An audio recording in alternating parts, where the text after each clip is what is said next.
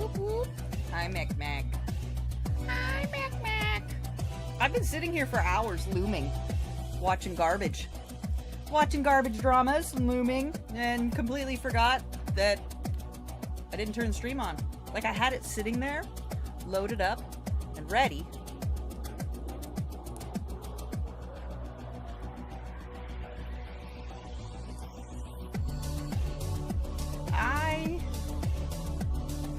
I don't even know. I don't even know.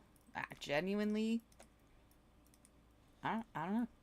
But We're gonna have some fun tonight, 'cause you can't touch my boobies. Don't be shy, yeah, it's alright, 'cause you can't touch my boobies. yeah! So that's the booby dance. I'm glad you liked it. If you didn't, I don't give a fuck. I don't give a fuck. Alright, we're gonna watch some crap. We will continue watching garb while I loom, because I've just been watching garbage this whole time. I've just been watching garbage. Straight up.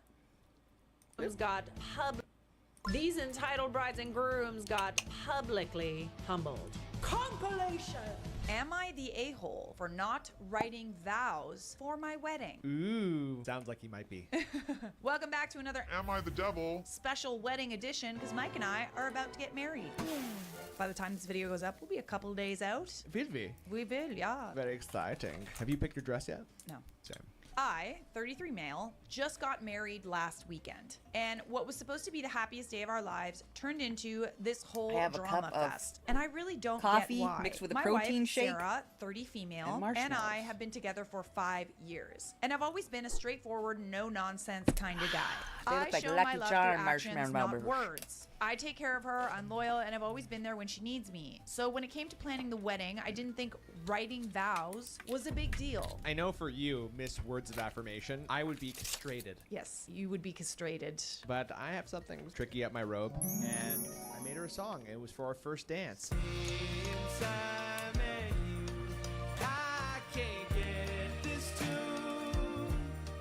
When you love someone, do you not want to like tell that person, like scream it from the rooftops in front of all your friends and family? I'm not like a words of affirmation kind of guy. I like to hug you. I like to squeeze you. But you're so good at words of affirmation. You're right.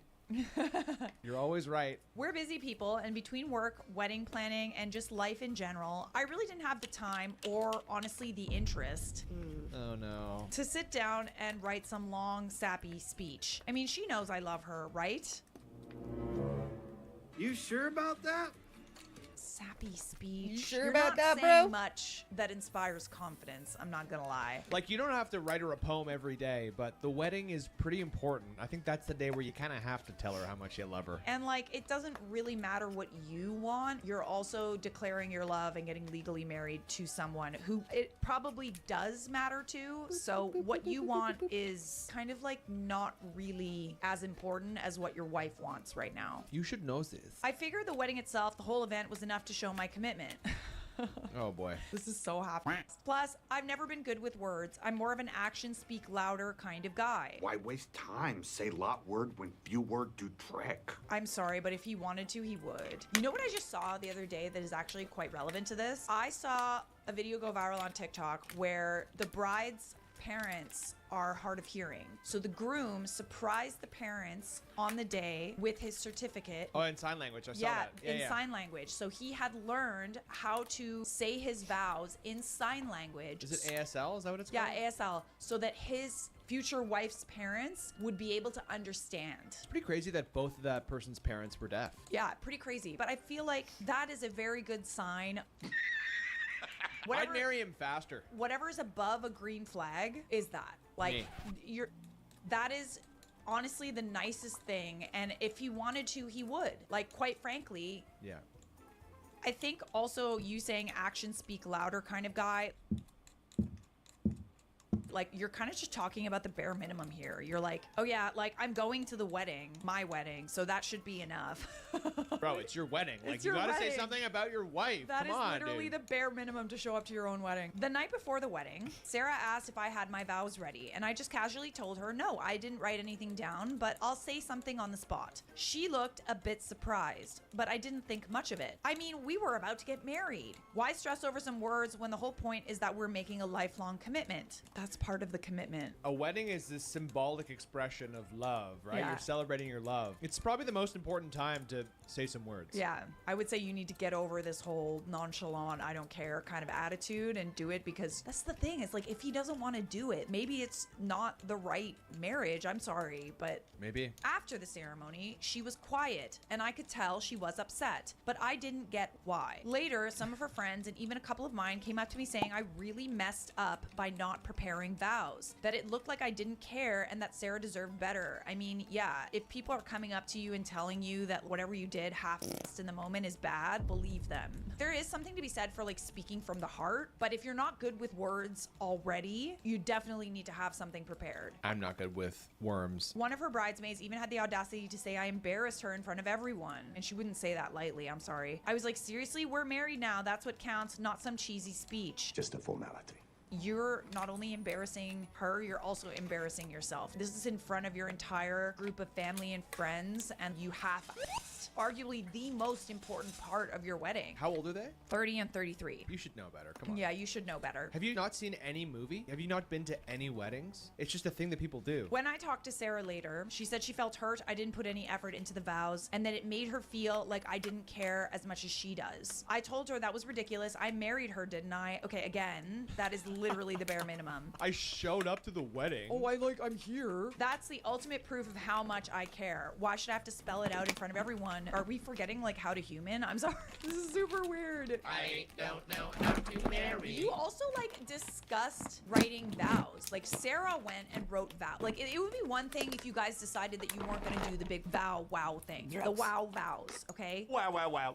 Wow. It doesn't have to take that much effort. Honestly, my first draft of my vows didn't take that long to write. It's literally like maybe an hour of your time and then, you know, going back and editing it. But you guys discussed it to the point where she wrote her vows and you didn't, and you just decided at the last minute that you weren't gonna do it. You kind of Mech blindsided snacks. her there and embarrassed her. Honestly, I think everyone's overreacting. The wedding was beautiful, and at the end of the day, we are married. That's what matters. I don't see the point in making a big deal out of a few words when I'm already committed to spending my life with her. But now I'm here because people are acting like I'm the worst husband ever for not writing vows. You're not the worst husband ever. Like, I'm sure you guys probably have a good relationship, maybe. But read between the lines, man. Of all the times to show up and do something symbolic and beautiful. You're not apologetic at all. Other people are telling you that this was embarrassing for Sarah. Did Sarah talk to you about it? Yeah, he said that he talked to Sarah and she said she felt hurt that I didn't put any effort into my vows and it made her feel like I didn't care as much as she does. Definitely. Duh. Yeah, like it's very clear that you do not care as much as she does. Or And you do care, but you have to show it. you do have to show it. The action of writing vows, even though it's not something that you wanted to do, if you cared, you would have done it because you love her. So am I the a-hole for not writing wedding Yeah, I'm vows packing a because I bowl. didn't see the point when my actions should speak for themselves? What actions? Like literally what actions? You showed up in a tux. That's literally California all you did. I'm here, aren't I? I mean, I paid for the wedding, right? I must care. Okay, so let's read some of these responses. You're the a-hole. You spent more time writing this post than you spent preparing this huge moment in your life and your wife's life. Hang Just on, lap WTF. cam. Literally, like you sat down and wrote this post trying to get people on your side. You could have avoided this entire situation and just written the fucking vows, buddy. And yet, since everyone told you were in the wrong, you came to Reddit because you still were so stubborn that you're like, no, I'm not my wife, and I'm on the internet. the big deal. You are such an asshole that I don't have human language to describe how much. You were thoughtless and careless. If your wife looks crushed on your wedding day, you should not need Reddit to tell you that you're messed up. Yeah, so I wouldn't be surprised if she doesn't want anything to do with you, but let's carry on. Over the next few years, you're going to have to really prove to your wife that, you know, you really do care about her, because that's not one thing she's going to forget easily. Oh, so here is a really important comment. Writing my own vows wasn't for me or my husband either. We used the traditional vows and left it at that. In your case, however, you and your bride agreed to write your own vows. She asked you about it, and it doesn't seem from what you've written that you told her that you had no intention of writing something meaningful. For someone as straightforward and no nonsense as you claim to be, that seems unfair. You should have communicated that you were uncomfortable writing the vows and wanted to use traditional ones. What you said at your wedding must have been pretty lackluster for people to comment on them. I find your claim to not understand why Sarah was hurt disingenuous because you said she looked crushed at the altar. You're the a-hole. So we did get an update. I like updates. Maybe he's forgiven. Maybe, just maybe, he can come up and hang out with me. No. Update. We are getting a divorce. No. As she cheated cheated on me like she did multiple times when we first got together. Maybe I was subconsciously holding on to resentment. Definitely interesting update. Maybe you were secretly holding on to resentment, and if what you say is true, that she did cheat on you, then maybe you didn't want to declare that. That's why I'm saying if you wanted to, you would. Let's look at these things sort of out of context, okay? Maybe you're using that as a way to justify yourself, but look at these things as separate incidences. You have to write a vow if you agree upon it and express your love for your wife. If you couldn't find those words in the moment, then you should have known that. You should have maybe confronted those feelings, but you agreed to do vows and to get married, and you did. Her cheating on you, terrible. I'm really sorry that happened. I don't know. Maybe there was something there. Maybe there was some unresolved conflict. Right, but I mean, if you didn't want to declare your love for this person because of what she did to you, then you shouldn't have gone through with the wedding. So you're not the a-hole for having the feelings you did and not wanting to write vows because you felt resentful of your future wife, now ex-wife, but you are the a-hole for how you went about this whole vow thing. Like, again, if he wanted to, he would. Overall, I kind of feel bad for you, having been cheated on before. It's not a good feeling. And I'm sorry you went through that. And I doubt that these two things are related. I'll say that I'm sorry you went through that. But yeah, man, you got to write a vow, though, or else you're a stinky butt. Well, you can have him if you want. Why don't we let him swim around in purgatory for a little We bit? could have you swim around in purgatory. Let's I mean, see. Reddit told you you're the a-hole. I kind of think you're still an a-hole. I think that the ending changes my opinion, and I think that I want you to go to purgatory and write us both vows, me and Shaitan. That's Charlotte Satan. And if I believe your vow, then you can come up and hang out with me. But if I don't, you're going with her. Okay? Am I the a-hole for changing the wedding venue my Oh fiance my. chose to something more flashy as a surprise? I got this. Now I want to check to see. That's if it's grounds for murder. Yeah, compatible with something my more ring. flashy. What does that even mean? I mean, let's find out. I, 25 male, am marrying 24 female this coming October. We both have very large families, but hers is really poor and kind of traditional. Okay, so he kind of did do that because maybe she doesn't have the money. As a result, my fiance has been taught to always go for the cheapest option throughout her life, whether we are going out to eat or buying clothes or going on holiday. Well, we've been planning the wedding, and the choice of venue was typical for her. A small local church where she was christened. Okay, so it's not just the fact that it was not as flashy, it was also meaningful to her to get married there. Right off the bat, the place isn't suitable for the number of guests who will be invited. And I know she only chose that location because of money, which is not an issue. All right, Mr. Know-It-All. I spoke to my father, and he agreed to fund a wedding abroad in Venice. I'm their only child, so getting married is a big deal. And to arrange transportation for all the guests. He agreed to cover all expenses. Wow. So, obviously, I changed the venue and sent out invitations. Without talking to her? Without telling her.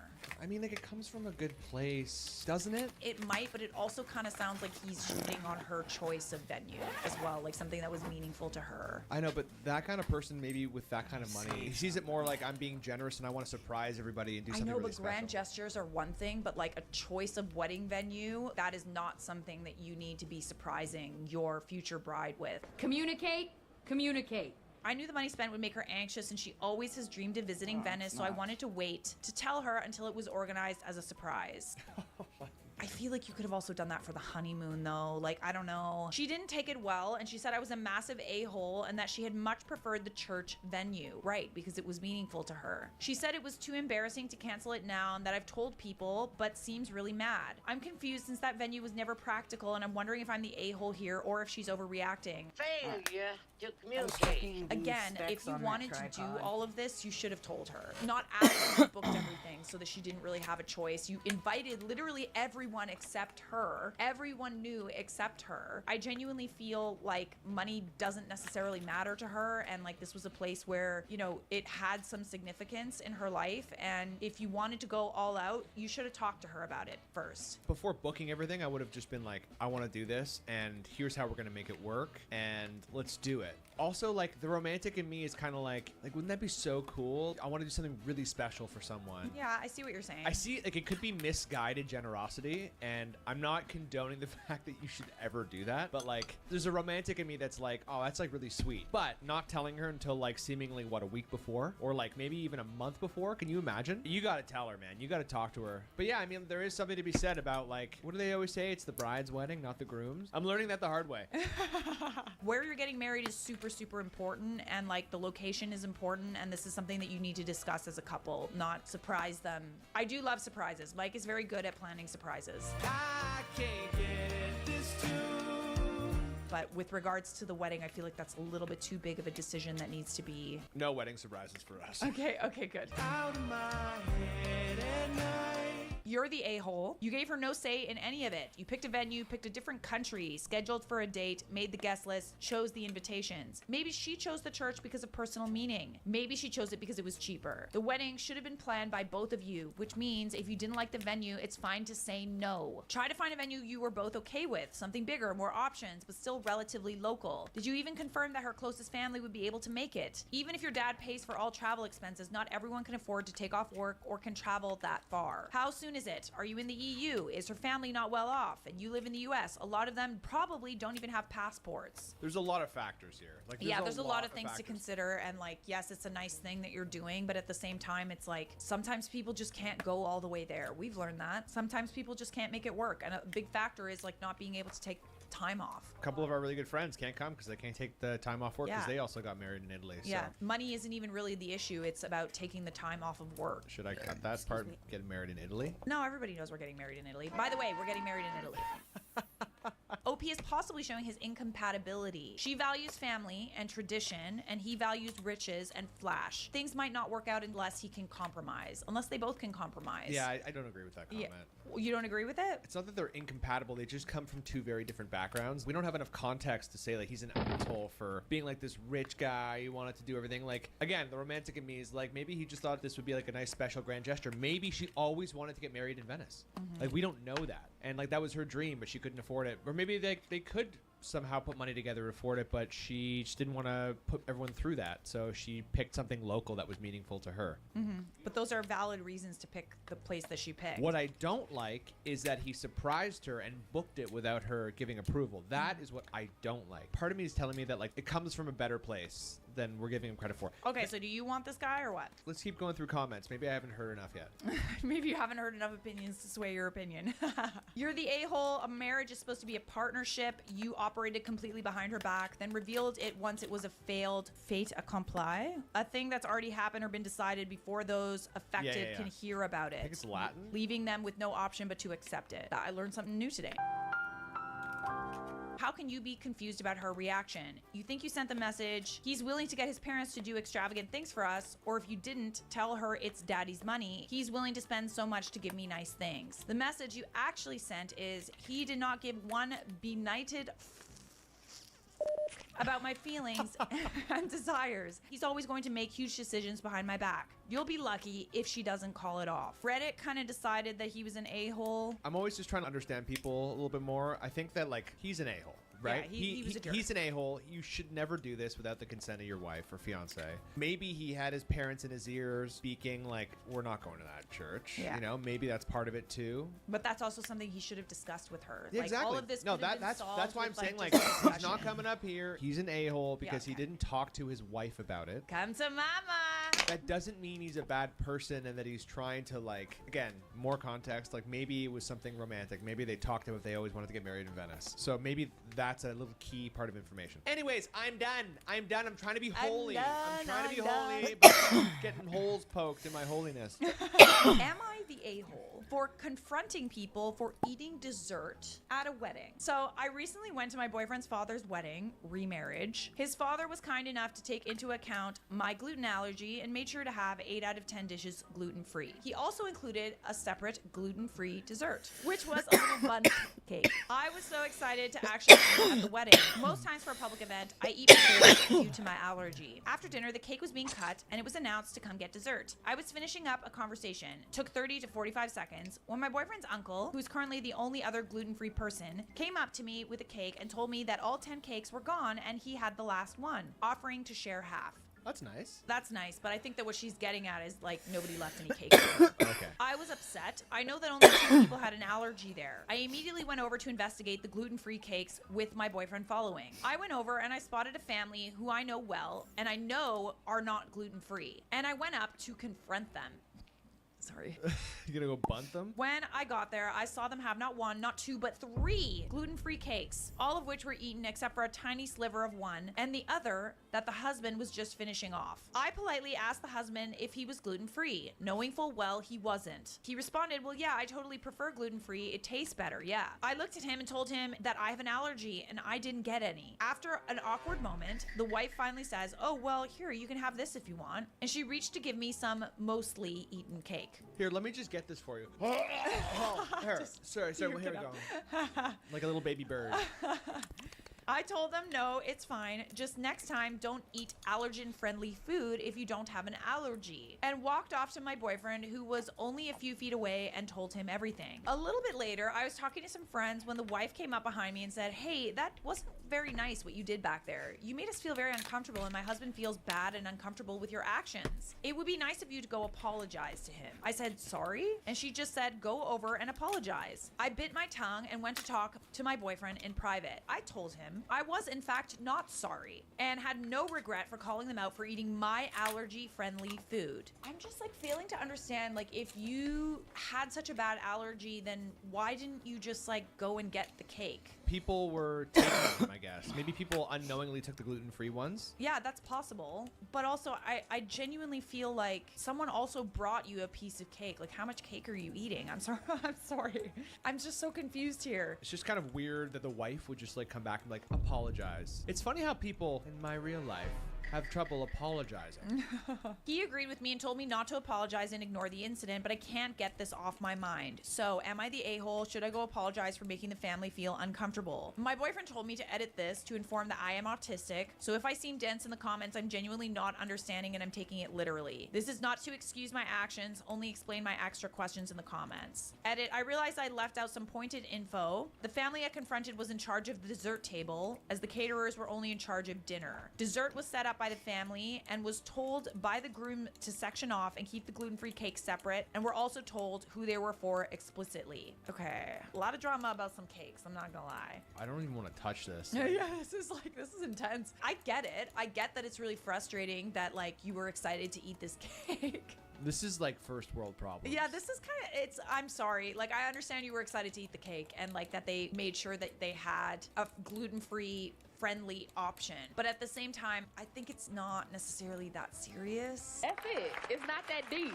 Am I wrong? Yeah, it just kind of sucks. I think you're asking like, was I weird, or was it weird that I confronted the family about Yeah, it? I mean, maybe they didn't know. Wait, did they know? Or are They saying knew. that The father said, I like the taste of the it. family I prefer." confronted was in charge of the dessert table? What does Okay. that mean, though? I very much sympathize with your situation, but as others have said, guests have no way of knowing that the gluten-free sign meant that the only people with a gluten allergy were permitted to eat those cakes. I probably would have thought the sign was there to simply inform people who needed a gluten-free option that they could eat those cakes. Not that no one else could, especially if there were multiple cakes there. I still genuinely feel like this is really not that serious. No. Yeah, the guests were not the problem. If anything, the catering service was. If they really only had a few gluten-free options, they should have been made aware of who is gluten-free and ensure the gluten-free person got to the goodies. To be honest, I think you acted rather aggressively. I'm gluten-free. It's just something I deal with. I don't impose my issues on other people. Your disappointment is understandable, and I sympathize, but your behavior kind of makes you an a-hole. You know what? Yeah. Didn't she mention that she has autism? Yeah. I feel like it wasn't necessary to make them feel like bad about it. I you think know? she just like probably said it. I don't know. I don't know how to touch this, to be honest with you. Like, Hang on.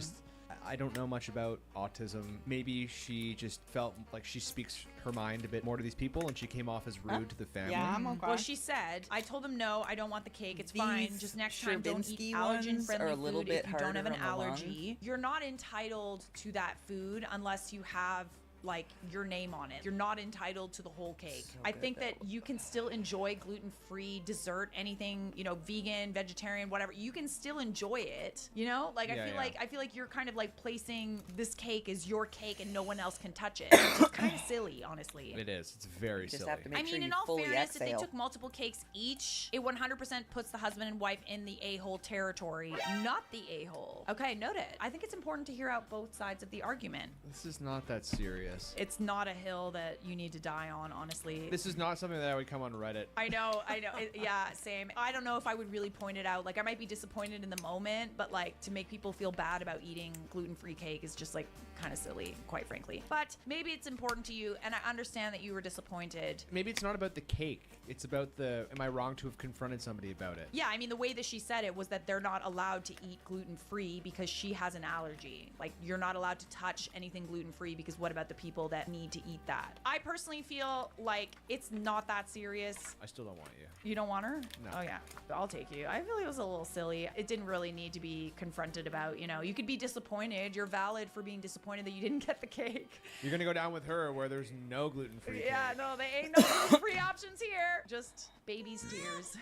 All right, we have one more that's very spicy. I saved one of my favorites for last. Okay, good. Because that was ridiculous. Yeah, it was stupid, right? Am I the a-hole for retaking bridesmaid photos without one particular bridesmaid? Oh my gosh, yes. I, 23 female, got married 2 weeks ago to my 24 male husband, and it was so great. I had 5 bridesmaids plus my maid of honor, but I'll just refer to all of them as bridesmaids. The problem started when it was time to take photos with my bridesmaids. One of my bridesmaids, 23 female, and who I've been friends with since college, is super tall and has a muscular build. I'll call her N. N really stands out next to me and my other bridesmaid. God.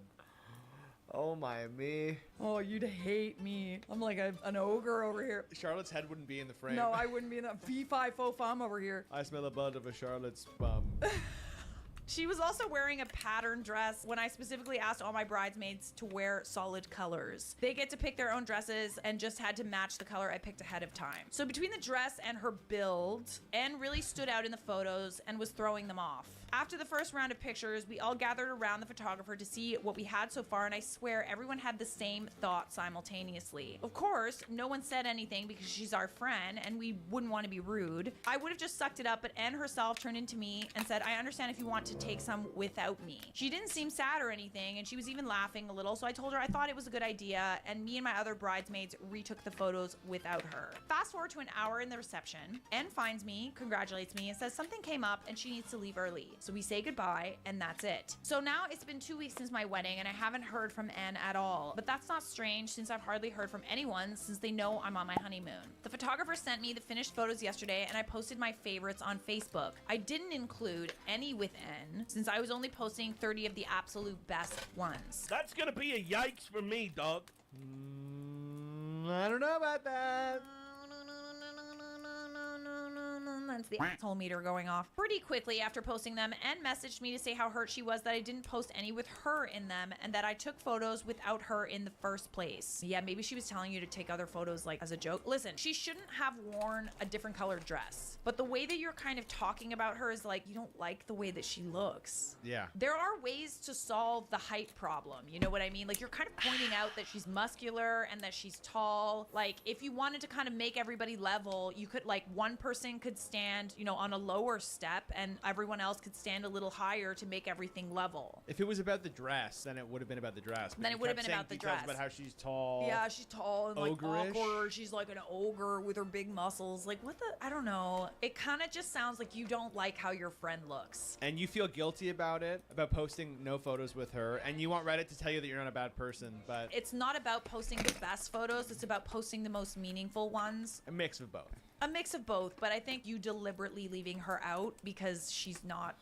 I don't know, the photos with her sucked or whatever. It would hurt my feelings as well. Even if she did say it, I don't know. So I apologized, of course, and I told her I would post the rest of the photos in a few days. I reminded her she was the one who suggested I take some without her. She called me a narcissist and selfish, and now she's not responding to me at all. I am so confused, and she literally told me I could retake them without her. Maybe she was joking. I don't think it's such a crime for me to want my photos to be perfect. There you go. Narcissist mentality. That's a little narky of you to say. Narc. We do not diagnose anybody. You just have narcissistic tendencies. My husband agrees with me. However, I can tell she's really hurt and she's not the type to be this worked up over nothing. Yeah, you kind of sound like a jerk. I'm not gonna lie. Listen, she shouldn't have worn a different dress. And by the way, a different dress can be fixed in Photoshop. Like if someone wears a dress, like let's say someone wears a white dress, you can change that dress to not be white in photos. I genuinely feel like you think your friend is ugly, and that's why you didn't want her in the photos. Why did you ask her to be a bridesmaid? Like, what's the history between you two? you Yeah, know? I mean, if you didn't want her there, like, then why'd you even ask her, you know? They've known each other since college. I don't know. It's weird. Honestly, I don't think that we would be friends because I'm a tall girl. I can't Yeah. imagine someone not wanting me in photos next to them because I'm tall, though. Do you find that hot take, people just excuse really bad behavior on their wedding day because they're like,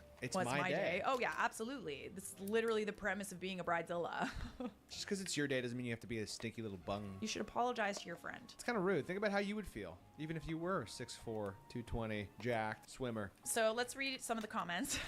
Easiest, you're the a-hole here today. You are a crappy friend. You really told her that her build doesn't match your aesthetic. I hope the pictures and irrelevant likes on social media are worth the friendship you just lost. Good for her for calling you on your shallowness. She's definitely better off. No, I agree. You definitely need to apologize because It's not very nice. it shows that you care more about the outward perception of what your friend group and your wedding look like than you do about including your friends in your special day. Like, if your logic is, whatever, it's a few photos, then why would you post your favorites? Yeah. Like, she could say back to you, like, who cares if I'm too tall? They're just photos, right? Totally. You're the a-hole. If I was your friend, I would never speak to you again. Not only did you take pictures without her, you posted pictures without her. Then you proceeded to come onto Reddit and single her out because of her looks. Her height and build is something she has no control over. With friends like you, nobody needs enemies. I just genuinely feel like you wouldn't have pointed out those physical traits about her. Like, the dress is one thing, but you pointing out that she's tall and has like muscles, it looked like off with the photos. It didn't. You're so fully in your own head. Who gives a shit? What are you like, not supposed to be friends with tall people now because of how like you'll look in photos next to them? Like, you're not going to be friends with overweight people because of how you look next to them? Like, that's just stupid. What matters most is in here. Inside. In here. Inside your heart. You're the a-hole. You posted 30 photos and not even one had her in it. Yeah, like, you posted a photo of you and your bridesmaids and did not include her. Cray. You're gonna have to come down here with me. I'll give you a right good poking. I've come across this list that a bride put up on the internet of 37 expectations she has of her bridesmaids. And the list has gone viral, and we're gonna find out why. I've read a lot of posts about issues 'Cause with it's bridesmaids. bananas. I gave out contracts. It explained all my experiences from the beginning to end. I started with 10 and ended with 6 bridesmaids. I refused to be stressed. Ann and I didn't budge on any of it. Please put your email in the comments if you would like a copy emailed to you to personalize. That is a long list. Holy God, I'm not reading all that. All right, so I'm guessing she had 10 bridesmaids and only 6 decided to participate because of this list. Here it is. Number 1, I will not try to convince the bride to change anything in her wedding. Number 2, I will not talk negative about anyone in the wedding. Number 3, I will not gain more than 3 kilograms between now and the wedding. I mean, I can understand needing to fit into a dress, like a dress that the bride has bought for the bridesmaid, but also kind of like life happens, you know? Like, life happens. Sometimes we get thrown a curveball and we start eating a little bit more than usual anyway, and we gain a little weight. I can't believe that it's in the contract that they can't gain weight. I wonder how long until the wedding that is. 3 kilograms is a lot to gain in a very short amount of time, but not over a long period of time. Number 4, I will wear only black or dark brown hair on the day of the wedding. Highlights may be accepted with prior approval. Number 5, I cannot wear any lashes the day of the wedding unless professionally installed. What if you're really good at putting lashes on, though? What if the professional isn't as good as putting on lashes as you are? Sometimes professionals don't know how to do my makeup. I find myself constantly having to fix professional makeup because it's just not my style, or because I think I want a bit of a bigger wing or something. I brought my eyelashes to set the other day. Your girl filmed a TV show and I brought my eyelashes to set and I put those bad boys on myself. And it looked amazing. Please clap.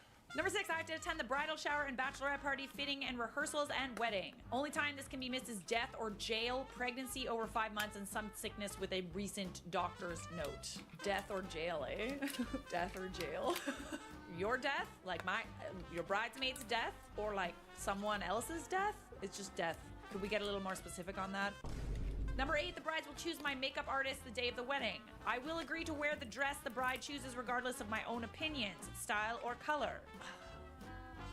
Like, I feel like all of these things are kind of a bit unspoken. Like, I don't think that you need to make a list or a contract, as it were, to get people to do what you want. It just seems a little bit confrontational. Just a little bit. Right, Chair? What, no, nothing to say? Seem to be talking over me quite a bit.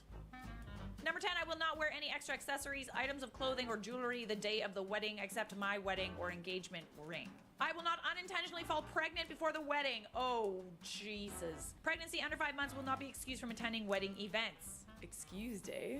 Excused? What is this, grade school? I will support the bride in everything she chooses. Again, why do we need a contract? I will not consume more than 7 units of alcohol during any event except the bachelorette party. There will be no limit. Well, that's good. Sounds like we'll need it.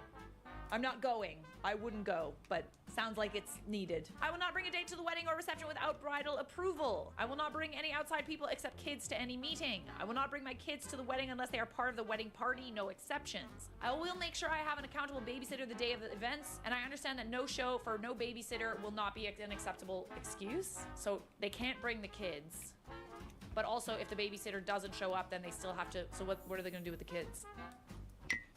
It's just a what if, right? I will not make any advances toward males in the wedding party. God, that's the only reason why I go. Why not? Why not? What's the problem? Isn't that what weddings are for? Meet eligible bachelors and bachelorettes? I will not date anyone in the wedding party that I wasn't dating before I signed this contract. What the I will be happy and positive at all times during the wedding and reception. I mean, you're making it kind of difficult. I will not grow sensitive and angry with the bride because I understand that she has a bossy attitude. No way. No way. I Really? dropped You're my bossy? coffee on my No tea. idea. No idea whatsoever. Oh my Pretend you don't God, see it. I can't believe it. I will not attempt to outdo the bride in any way. You must look like, Outdo but not the bride. like a pile of. You know, you must look like a little turd, not a pile of. Don't go overboard on the. I will wear the hairstyle the bride chooses for the wedding day. I understand that I have to purchase my own dress and shoes and hairstyle for the wedding. Okay, so wait. I thought that you were making that demand because you were paying for the dresses, which would make sense because, you know, you're having something made. But they also have to pay for the dress and the shoes and hairstyle? I understand that the bachelorette party may be a destination getaway. Finally, something positive. I understand I have to purchase a bachelorette party t-shirt and fund my own trip if it is away. I understand that the maid and matron of honor will need help funding some of these events. The wedding and reception are not included. I understand that the bride does not want any suggestion and this agreement is on here twice, 2 different ways because the bride wants it to be clear. It's definitely not in the fine print. Only suggestion allowed is a way to get her exact item at a cheaper price. I will not drop out of the wedding party for any of the reasons listed above. If I do not like anything listed, I will not sign the contract and I will be replaced. It's good that you feel that your bridesmaids are replaceable if they don't agree to your demands. I understand that I do not agree to the above terms and it will not ruin the bride and I's friendship, all right? But if I sign and agree and later want to drop out, it will ruin our friendship. At least she warned you. I understand that no friendship to the bride is bigger than anyone in her wedding party and everyone will be treated equally. I understand that I may have to do physical activity at the reception and this requires practices provided by the bride. No colored contact lenses allowed? Why not? What's the issue? No black drawn on eyebrows or thick drawn on matter of fact revert to black makeup law above.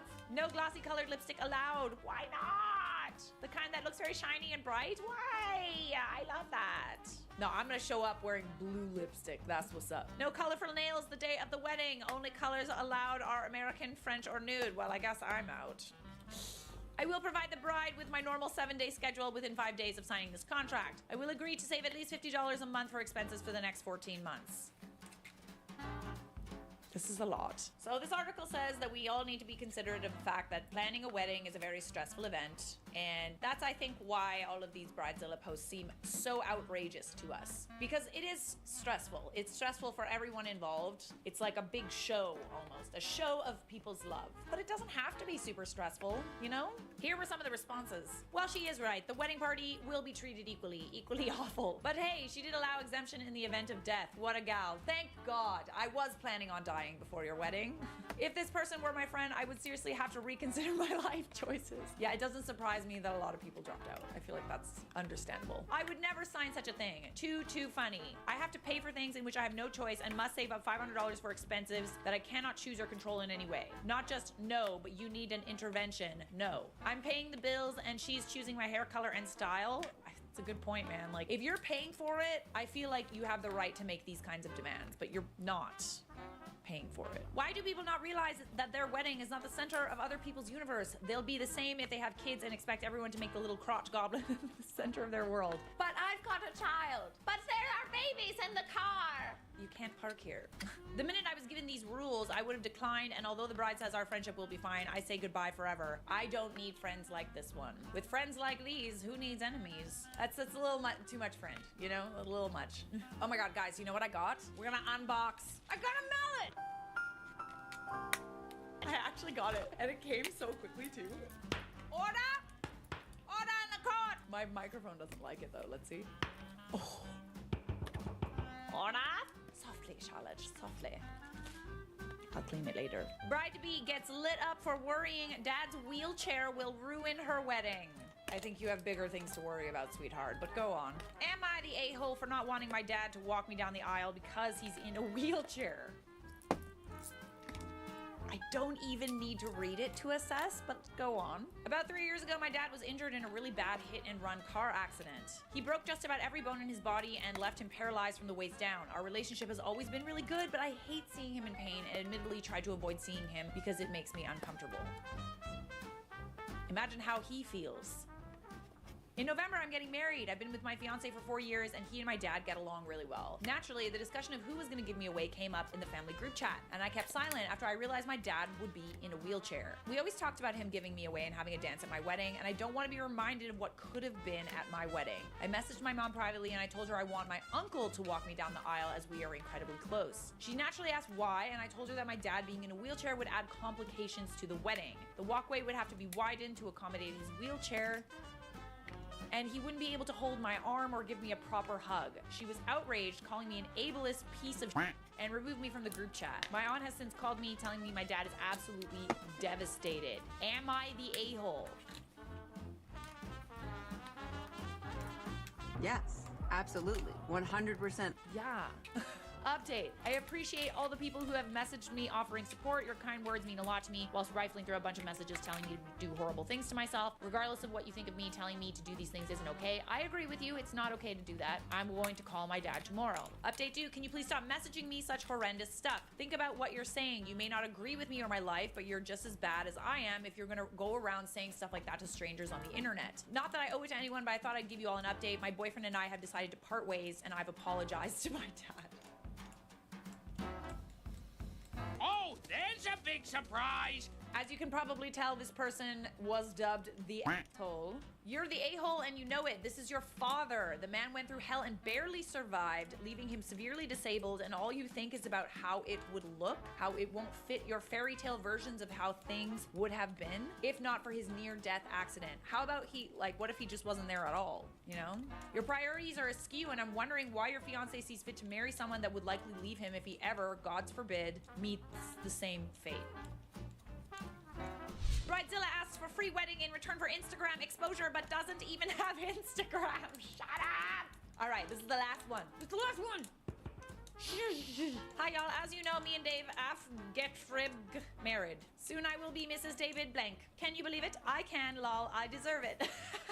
Oh, I love the sense of self-worth. I love it. I do. We are blessed that Dave's godmother has invited us to have her wedding at her estate in Maine. I'll share some photos later, but it's gorgeous and it's a historical landmark, which means my wedding is going to be historic.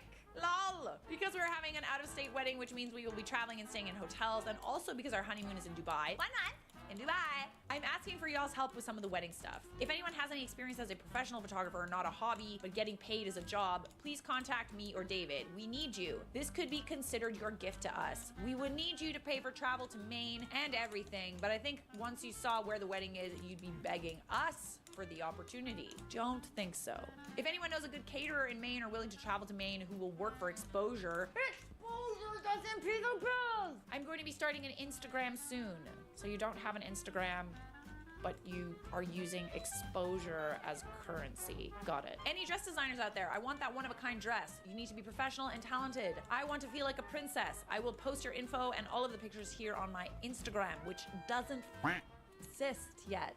We also need all the usual stuff: flower seating, music, orchestra, no DJ. This will be classy. I can already tell you our event will get press because of the historic location. Please send me a message if you can help. See y'all in June. We found a free location. Now who wants to pay for the rest of the wedding? But it's historic. It's historic. You have to be a professional, not just a hobby. She wants every aspect of the entire wedding to be donated, basically. Unreal. Her husband is doomed. Unless he is just as much of a jackass as she is. You know, I think that maybe sometimes they deserve each other. You know what I'm saying? Or he's just a pushover. I will be starting an Instagram soon. She has no exposure to give. That's a new one. It is new. I always get surprised. No matter how many of these videos I do, someone always surprises me. Don't forget to hug your dads, you guys. Would I be the a-hole for never speaking to my sister-in-law again after what she did at my daughter's wedding? Order in the court, we shall wait to hear the contacts before we make a decision. My beautiful daughter got married last weekend, and I could not have been prouder. We unexpectedly lost her dad and my beloved husband over 5 years ago, and always knew that her wedding day was gonna be a tough one. Ooh, that is tough. I'm sorry to hear that. My late husband has a sister who has always struggled to control herself emotionally, and particularly when it involves grief and loss, has been known to cause scenes. Think trying to throw yourself in the hole on top of the coffin type scenes. Did she do that at the funeral? Or just like metaphorically, are we talking about that? That she did. In the past 5+ years, I've gone out of my way to support this sister both emotionally and financially, not only because we are close, but because that's what my late husband would have done. For about the last 6 months, I've been in regular contact with her, reiterating that the wedding day is going to be hard enough without her added drama llama emotions. We love a drama llama, but not when it's our drama llama, you know?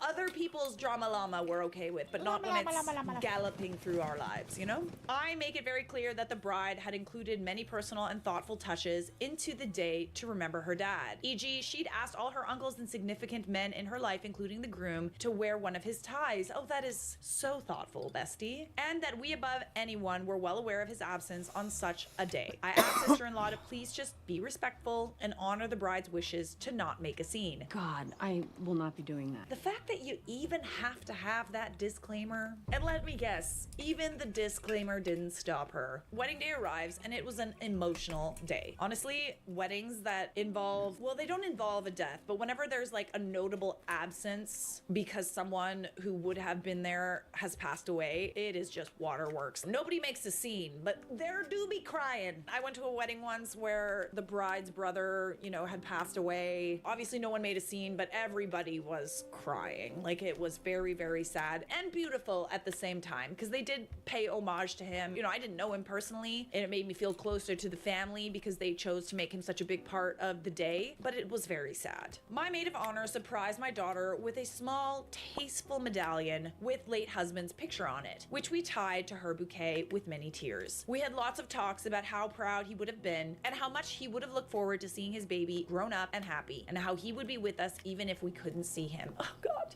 getting choked up over here. I'm just a little choked up. Hey, who left this bowl of onions here? As my baby and I stood at the end of the aisle before I walked her down, she took my hand and said, "We will not cry. Daddy would want us to be happy." And so we began our procession down the aisle toward her beautiful groom. Halfway down the aisle, we were confronted with a roadblock. My sister-in-law had reached out into the aisle holding a large frame photo montage, pictures of my late husband, including his funeral booklet. Ooh, why are we doing that? Seems a little unnecessary. It threw us both completely, and I was livid. I mean, very clearly you had plenty of things playing homage to him in the wedding. So she blocked you from walking down with this booklet. Oh, you're happy? Remember this. Oh God, I hate it when people do that. It's like they can't stand to see people happy. They need to remind them that, oh, there's just another way of putting on your parade. We rain on parades. We don't, but it's a better image.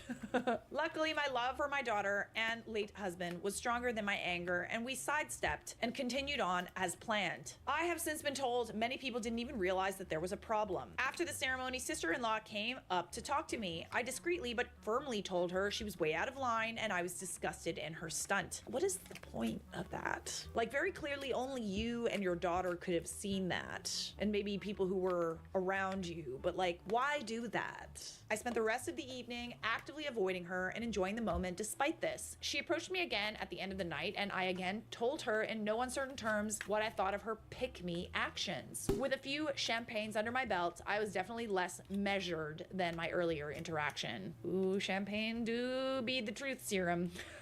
I ended it by saying I had clearly and repeatedly explained my expectations and she had deliberately ignored those for her own wants. So here's where I may be the a-hole. Just a small one. I was going to message her and explain how much her actions upset the bride and me and how little respect she showed us. I was also going to tell her how much my late husband would have hated what she did and how much she upset his baby on her wedding day. But then I thought, why should I waste any more oxygen on this person? She didn't listen to what I said the first, second, third, 15th time I explained it to her, so why should I now need to explain it again retrospectively? My gut feeling is to now just ghost her, cut off all financial and emotional support. I'm torn. Do I try and discuss this with her or do I cut and run? Bye, Felicia. I mean, it is interesting, not only emotionally, but financially support her, and she still decided to cross a boundary on a day where you really can't take it back. You deliberately went against the wishes of someone who asked you to just chill out. I would like to say that I would be the bigger person in this scenario, but I probably wouldn't.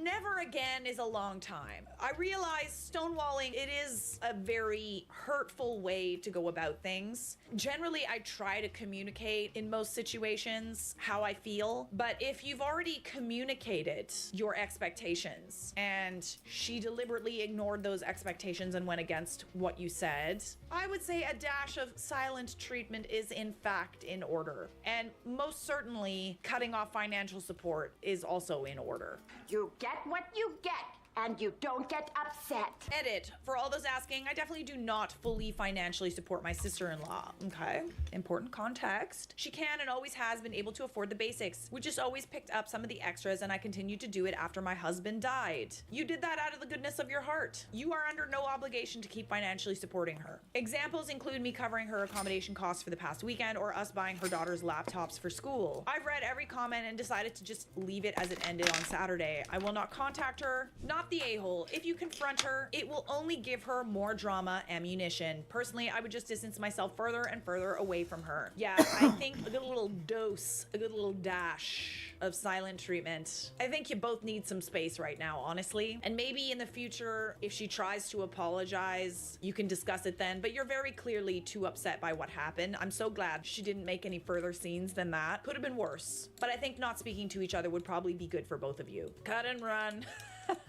Snip, snip, snip. Not the a-hole. Hey, I get it. Some people are really hard to understand grief and have difficulty dealing with emotions, but that doesn't grant them eternal hold over our own emotions. Yes, so that's another factor in here. Obviously, this day was probably pretty hard for the sister-in-law. I can understand that. I do understand, and sometimes grief makes people do weird things. However, as we always say on this channel, have some decorum. For the love of God, keep it together. If the people whose own father and husband could keep it together to ensure that this day was special, everybody else can just cool it. She was definitely trying to hijack the moment. She was trying to steal the thunder from you and your daughter, so go low contact, cut the money, and give yourself some time from all the nonsense. You slept with that man for years, you shared a life, dreams, and goals. You know him better than she does, so don't let her take away your right to grieve as you need to and take away your chance of a new life. Oh, interesting context here from OP.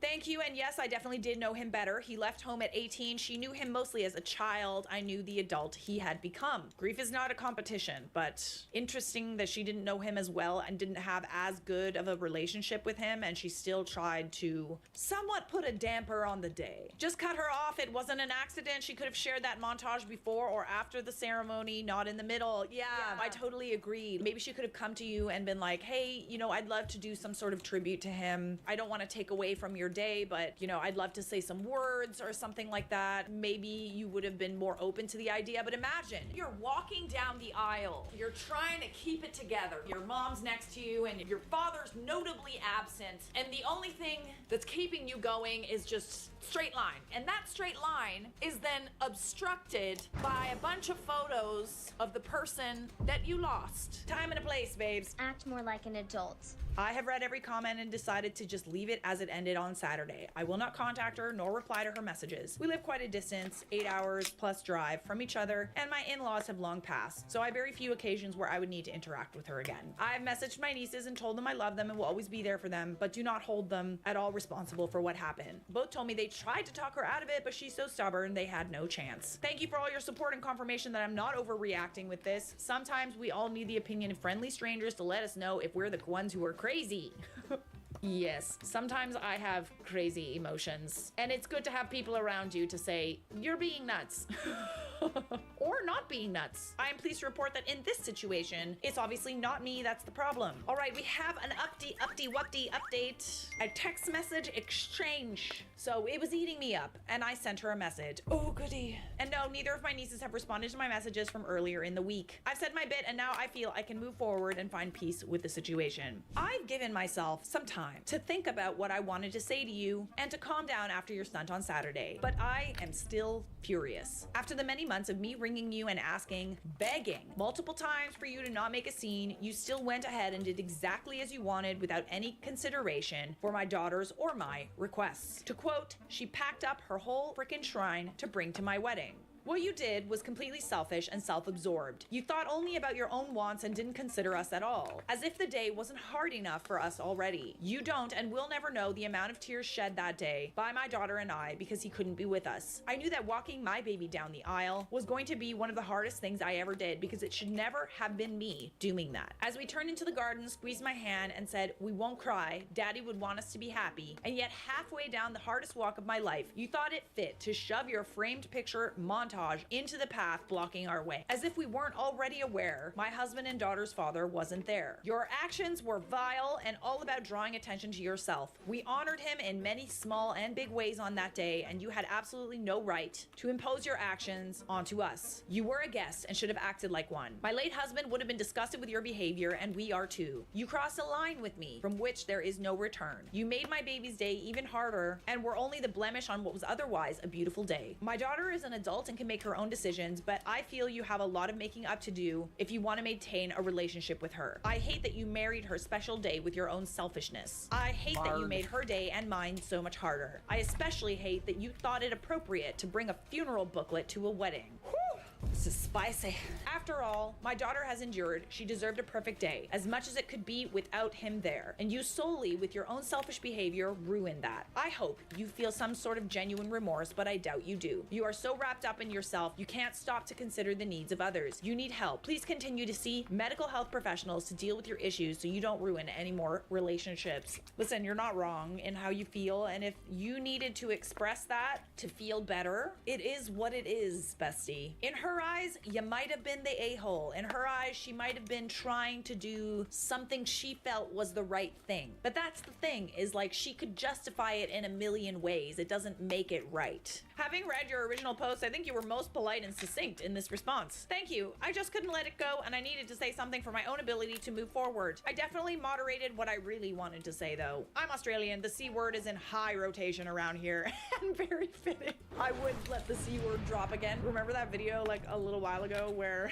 a couple of C-bombs were left in? I wasn't mad about it. Honestly, there's something very comforting about being able to use that word. I miss being able to swear on YouTube. So are you the a-hole? You might be an a-hole in someone else's story, but as long as you're okay with that, you're not the a-hole in mine. Am I the a-hole for refusing to share a wedding day with my sister? I already kind of know how I feel about this, but she's a lazy turkey today, guys. I, 27 female, had wanted to be married to my fiance, 28 male, for years, and we finally started planning our big day. However, my sister, 25 female, suddenly announced plans for her own wedding on this very same day. I thought you were gonna say joint wedding. Like, this is like, okay, so she rented another venue and made people choose between them? Oh, that's cold. That's, dare I say, I couldn't!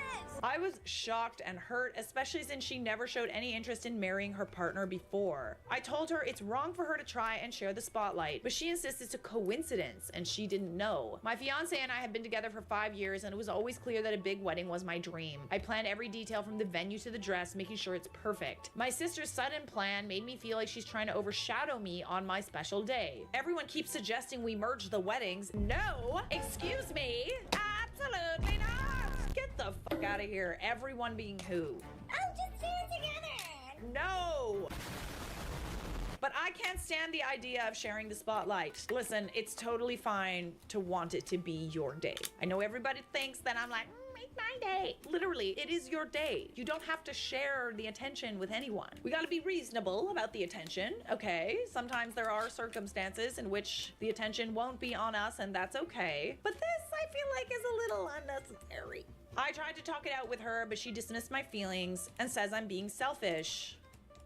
So wait, you sent her like a wedding invitation with like the date and stuff on it, and she just going with, Oh, I didn't know. I just want one day. That's all about me and my partner. My sister has always been the golden child. Everything has always come easily to her. She has no idea how much planning goes into a wedding, and suddenly she's claiming to have everything arranged for the same day. I feel like she's trying to take away my moment, that one day I've been dreaming about for so long. Am I the a-hole for wanting this to be my own special day? Shouldn't a sister respect my feelings and find her own date for her wedding? She should. Especially if you picked it first. Like, I don't think that she would have gone into all that planning. Like, it does take literal months and months and months, sometimes years to plan a wedding. I highly doubt that she just like announced the date on the whim and now suddenly has everything planned. She's using that as an excuse to not change it so that you change your wedding day. But you know what you should do? You should go ahead with your day and make people choose. And everybody who doesn't come, you know where they stand. Update 1. Yes, I've made all the arrangements for my wedding day, including booking vendors and caterers and my actual venue. I even talked to her husband, who's completely in the dark about my sister's plans. She's doing it to steal your thunder for sure. I put down significant non-refundable deposits. Yes, that is something that you do. Can't change that. Once you give the deposit, even if somebody dies, you know, like sometimes people will take pity on you, but most won't because there's people who lie. Changing the date now would cost me a fortune. Despite this, my sister insists we share the wedding day, dismissing all effort and money I've invested in making it my dream wedding. She keeps saying we can merge the weddings and have one big celebration. No, I'm good. No, no, no, no, no. Make people choose. You should do a nice little public post where you explain the situation and say, I'm not changing it. If you choose to go to this other wedding, that is up to you. I trust that the RSVPs that you've already sent over are still good. No hard feelings, but hard feelings if you if you choose to go to her wedding instead. Realistically, it would just be your family who choose the other wedding. If they can't see that this is wrong, not a loss in my opinion. I refuse to compromise my vision for her sudden urge to get married. The thought of sharing my special day with her, having to split attention and resources feels like a nightmare. She will make it a nightmare. She's already made it a nightmare. It hasn't even happened yet. She claims it's a coincidence that she picked the same date, but I can't help but notice how convenient it is for her to piggyback off all my planning. Her nonchalance over my hard work and investments is infuriating. Why does she need to do this on my day? My parents keep trying to reason with me, saying it would be practical and efficient to have the siblings' wedding on the same day. For who? For you? No. Do you want to know how long it took to actually find a wedding date? We literally had to consider so many things. It's like, you know, we're getting married in a month where there's a ton of birthdays, okay? My birthday, my dad's birthday. We're getting married where there's in-laws who also share a wedding date in the same month. There's multiple things to consider. There's events that we like going to that will now have to be shared with my anniversary. You have to consider, do I want this anniversary date for the rest of my life? We went back and forth for maybe 3 weeks on the wedding date, considering every possible option, considering weather, considering not wanting to take things away from people's birthdays, tons of things. It took us a really long time to find a date. The fact that your sister didn't even consider looking into any of this, didn't think like, oh, my sister's getting married, like, let me just make sure that it's not on the same day. Buddy, that's so inconsiderate. And her fault, by the way. My parents keep pointing out the money saved by combining events. Not the headaches, though. They're missing the point. I've been dreaming about this day since I was a little girl. I don't want to share it with anyone, especially not my sister, who's always overshadowed me. I want to be the center of attention for once. this. My parents don't seem to understand the importance of this to me. My partner tries to be supportive but struggles to understand the depth of my feelings. Thinks I'm being overly dramatic and should just be happy for my sister. I'm sure you would be happy for your sister if it didn't pan out like this. If she picked a day that was even, you know, the next weekend, the next month or something, but she chose to pick a day that's supposed to be yours. It's spiteful what she did. He says it's just a day, but to me it's a lifelong dream. It's not just a day. It's important. I don't like that he's not backing you up on this. I'm not gonna lie. Sounds like a pushover. Go to war! Let's go! Despite my explanation, he seems more worried about not rocking the family boat. Rock it, baby girl. We will rock it. He wants to keep everyone happy, but I don't think he understands how hurt and overlooked I feel. You are absolutely valid in your feelings. Ooh, we have an update. Wow, things have escalated. After the whole wedding day debacle, my family seems to be taking sides. Several relatives have now chosen to drop out of my wedding and attend my sister's instead. Good! Sayonara! Even my maid of honor, the person who's been by my side through all my wedding planning, has decided to be a bridesmaid at my sister's wedding. Bye! See ya. Anyone who does that, that's nuts. If you were planning your wedding first and then they swap, absolutely not. This feels like a slap in the face. It's not just a date conflict anymore. It feels like an attack on everything I had planned and hoped for. Now my wedding feels like it's falling apart. Elope, babes. Time to make some new friends. I know about 2.1 million people who'd love to come to your wedding. All the planning, the careful choices, the dreams for the perfect day, they're crumbling. My family support has vanished and my closest friend, my maid of honor, has turned on me. My fiance keeps trying to soothe me, saying it's not the end of the world, but he doesn't get it. He doesn't see how betrayed I feel. How every happy memory I plan to make my wedding day is being overshadowed by hurt and disappointment. Okay, so game plan here. I think you wait to see just exactly who drops out. You already spent the money too. I'm trying to figure out, like, do you elope? Do you take that money that you would have spent on a really insane wedding? You might have to bite the bullet. Honestly, it's terrible. I would hate losing that money too. I don't know. Like, at this point, it's almost like I would feel so hurt. I would just want to run away and have the best elopement and honeymoon ever. And my sister, she keeps talking about how perfect her happy accident of a wedding is going to be. She acts like she's the star of a fairy tale and I'm just in the way. She doesn't seem to care that my family's abandoning me and my wedding is crumbling. She enjoys the attention, relishing the spotlight, and it's driving me insane. And the worst part is people are rallying around her, congratulating her, telling her how wonderful everything is. Meanwhile, my feelings and dreams are dismissed. Another update. Things have gone from bad to worse. Not only has my family sided with my sister, but now some extended family members have started commenting on social media, calling me selfish and dramatic for not letting my sister have the wedding on the same date. What the I'm sorry, if you picked that wedding date first, that's your wedding date. Finders keepers. I can't believe this is happening. My special day is being ruined, and now people are turning on me for standing up for what I want. It's infuriating. My partner, my fiance, has been a constant source of frustration throughout this ordeal. Ooh, I don't like that. He claims he wants to support me, but every time I express my disappointment or anger, he calls me overdramatic. He tells me to get over it and move on, like I'm just being silly for caring so much. Your fiance sounds like a pushover to me. Weak. When I tell you we are going to war, we are going to war. He keeps saying it's not that big of a deal because we have our whole lives together afterwards. But it's not just about the date. It's about feeling like an afterthought and my own sister is stealing my moment. This is very clearly about trauma from childhood. To somebody else, you might be like, oh, well, why don't we just share the day? It's fine. It's not about, well, it is about that, but it's mostly about how you have felt your whole life with regards to your sister. So sorry this is happening, bestie. You deserve your own day. You do. I don't know. This is tough. As for my sister's husband-to-be, he seems completely clueless about the drama unfolding around him. He's more focused on his own interests and doesn't seem to see the impact his fiance's actions are having.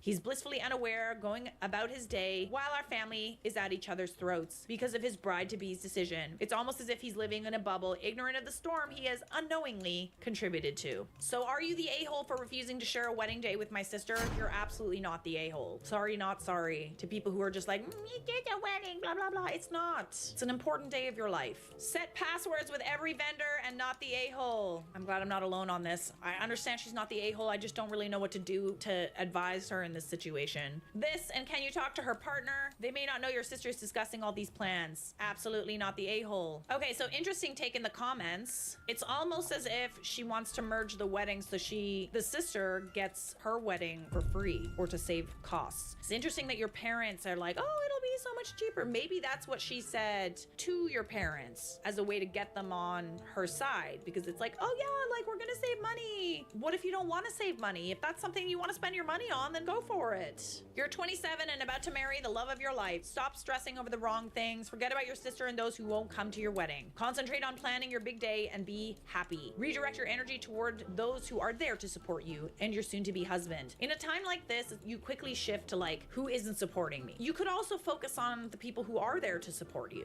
After the wedding, cut off contact with your parents and family members who backed your sister's nonsense. Like, I'm sorry, you had that wedding day first. Everyone who initially agreed to be at your wedding, like the fact that they're even forced in a situation where it's like, I like her more. Like, shut the You agreed to OP's wedding first. You can't just now switch. I highly doubt that this sister in this scenario has like put down deposits on everything. I do agree with everyone that maybe she's trying to use this as a way to piggyback on someone else's wedding to not have to pay for much else. So maybe call her on her bluff if that's the case. Don't share the wedding, don't share the vendors, don't share the money. Let's see if she can go ahead with this wedding on her own. I'd never speak to my sister or any family member that supports her again. She would be dead to me. Am I the a-hole for leaving my sister's wedding early because she kept my husband out of the pictures? My 31 male sister, Anne, 34 female, got married on Saturday. My husband of 7 years, Mark, 32 male, was there with me, and up until one point,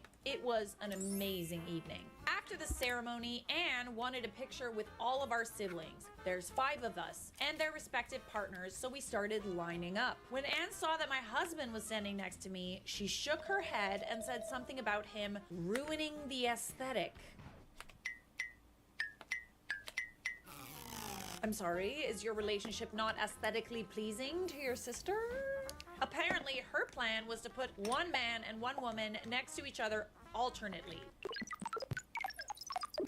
Okay. Are you serious? My younger sister, 18 female, who doesn't have a partner and was standing on the very side, offered to stand between the two of us so we could be close and Anne's wish could still be respected. Okay, yeah, that's a decent solution. I fail to understand why, if people are going to be standing with their partners, what does it matter if they're aesthetically pleasing or not?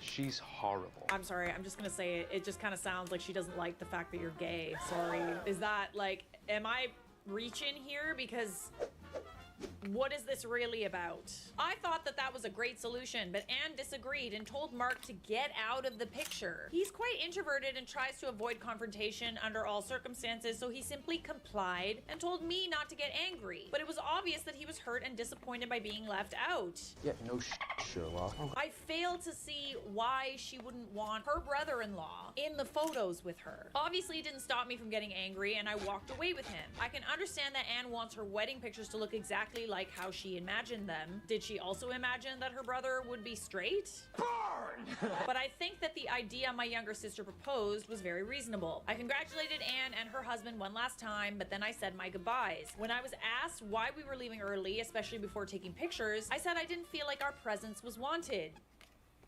Literally, we left before dinner was served, and I took Mark out to his favorite restaurant to cheer him up a little. Anne has texted me since saying I was being over dramatic and making a fuss over nothing. Okay, but she's the one that didn't want your husband in the picture. Like, you offered a solution. You said, okay, so then we can just put a girl in between us. But she's the one that didn't want your husband in the picture. Why is that? Seems kind of gay. Our parents have tried to remain neutral, but except for my younger sister, the rest of my family supports Anne and think that leaving early was going too far and that I should have sucked it up instead of ruining her big day. Also, to edit for confusion, my husband is able-bodied and white, so is most of my family, but we are indeed a gay couple. I don't think you were the a-hole, my dear. I think that not wanting someone to be in pictures deliberately is really rude. I don't care if it's your wedding or not. What does it matter if they're in the pictures? Unless you have an ulterior motive for not wanting them to be in the pictures, which is also a reason to leave. Hasta la vista, baby. Not the a-hole. Has your sister always been shamelessly homophobic? See? Or has the wedding brought out a new side of her? That's new. Okay, I'm glad I'm not crazy because that is the first. I didn't want to like jump the gun or anything because that is what I got from this. I admit I didn't even realize that was a possibility. I just saw two married people at a wedding. So that to me would probably feel like I was being discriminated against. I've never been discriminated against in that way, but I think that they were there and they probably felt some type of way about being excluded. 100% homophobia, even if the sister doesn't even realize it. If you're fully embracing a family member as LGBTQ+, aesthetic of siblings with their partners having one couple being two gay men would mean nothing. This sounds homophobic. Like, this sounds like she does not like gay people. The aesthetic for a siblings and partner photo is that your siblings and their partners are in the photo. If anything, you could make an argument to do a photo with and without the younger single sister. That's a good point.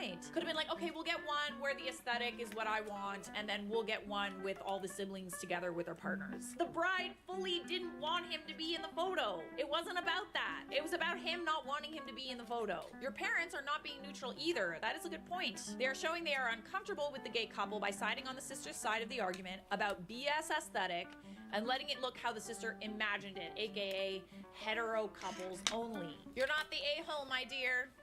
And you gotta talk to your sister about her issues. Which one? Am I the a-hole for leaving my friend's wedding when she told me I needed to cover up my psoriasis? God, these brides really do be out here thinking that their wedding is like some sort of like magazine shoot or something. You're getting married. This isn't Vogue. And by the way, Vogue would for sure put someone with psoriasis on the cover.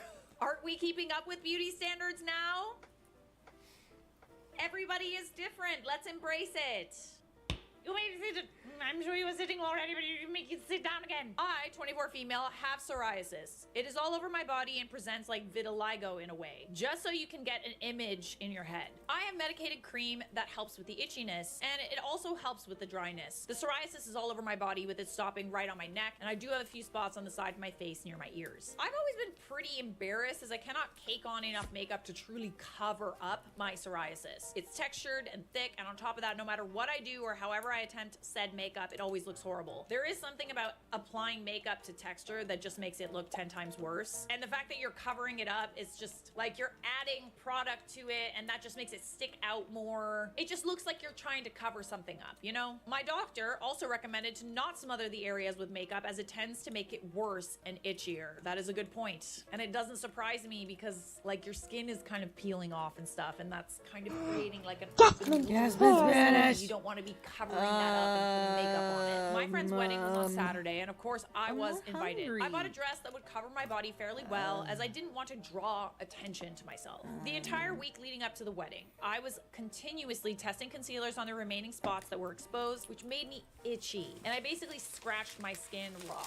Oh, girl, that's brutal. With psoriasis, those areas can sometimes bleed if I scratch too much, which is what happened. My boyfriend, who was attending the wedding, told me I shouldn't worry about it and that it would be better if I just stopped trying to cover them as it was just making it worse. You're here for the boyfriend. I reluctantly agreed, and we attended the wedding ceremony. It was great. I was extremely happy for my friend and her now husband. But as we were leaving to go to cocktail hour, she pulled me aside and asked if I was going home to cover up my psoriasis. Never did I think that someone who had just gotten married would be so fixated on someone else's skin condition and felt it necessary to tell that someone to go cover it up. Girl, don't you got bigger things to worry about? I was a little taken aback and explained that I couldn't, as the entire week I'd been testing concealers and made it 20 times worse. She told me she didn't care. Friends like these, huh? Absolutely not. No way. This was her wedding and she didn't want her guests asking me questions or feeling queasy during dinner. Okay. No one feels queasy except for you, darling. It's not that serious. God, what a bitch. I'm sorry. That is so rude. My boyfriend stepped in and told her if that was the case, we would be leaving and not attending the rest of the wedding. She was pissed off and extremely angry at that choice, and ever since, she's been ranting about it to our friends. She was angry that your boyfriend, stand-up guy, stuck up for you and you guys threatened to leave the wedding because she insulted you and the way that you look. That is correct. Not the a-hole, and honestly, that would be the end of the friendship for me. She really showed you her true colors, didn't she? OP response, that's why I put friends in quotes, because I don't think I'll ever speak to her again. I don't think you should, babes. I don't think anybody would really care all that much. Nobody's gonna get queasy, except for maybe her. And frankly, if your friend gets queasy at the sight of you, yeah, you shouldn't be friends with that person. For the record, I don't think that she gets queasy at the sight of you. I think that she was just being incredibly rude. You're not the a-hole, my dear. And I really like your boyfriend, by the way. At least you have him through all of this. Stand up, guy. All right, we got one more, and I saved the doozy for last. They are all doozies, though, aren't they? Damn straight. Am I the a-hole for wearing my engagement ring when I knew my stepsister was getting engaged?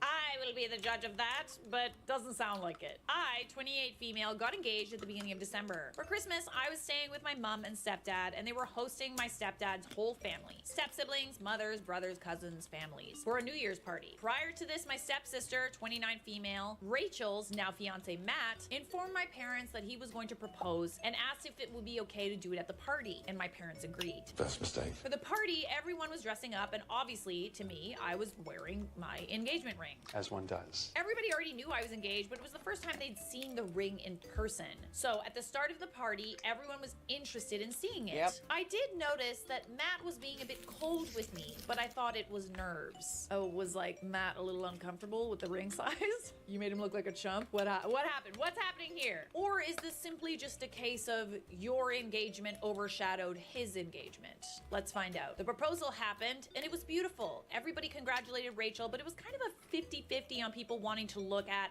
and compliment her ring and mine. Awkward. Okay. A lot of comparisons were made, nothing unkind, and everyone was really happy for Rachel, as was I. The day after, Rachel and Matt blew up at me about wearing my ring to the party. This is what happens when you get engaged. You wear rings. It's quite cool.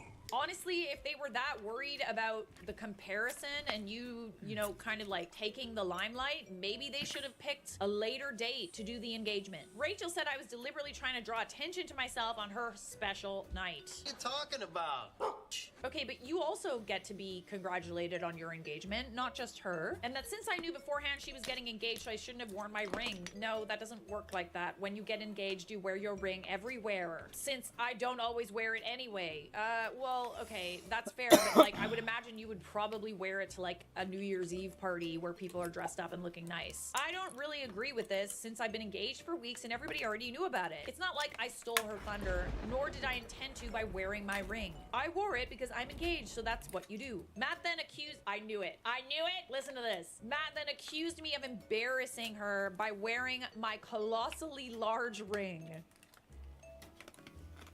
when I knew Rachel's wouldn't be anywhere near as big, and intentionally showing him up in front of the family. I knew that's what this really was about. He even went on about the other jewelry I wore. Oh dear Lord. I can understand wanting to get your partner everything, right? And not being able to do that, not being able to provide, that would probably bother you quite a bit. Let's also not forget the fact that not everybody can afford a colossally large ring. Not everybody wants a colossally large ring. At the end of the day, an engagement ring symbolizes a promise, and it really shouldn't matter how big it is. It really shouldn't. Is that what you're reducing this to? My stepdad called them both stupid for their outburst. My stepbrother said there's no way I could have known that's how they'd feel. It's not like they asked me not to wear it. That's a good point. But also, even if they did ask you not to wear it, you better wear it. My mom says, while she knows I didn't do it deliberately, she can see where Rachel is coming from since everyone preferred my ring to hers. Everybody else there shouldn't have compared the two.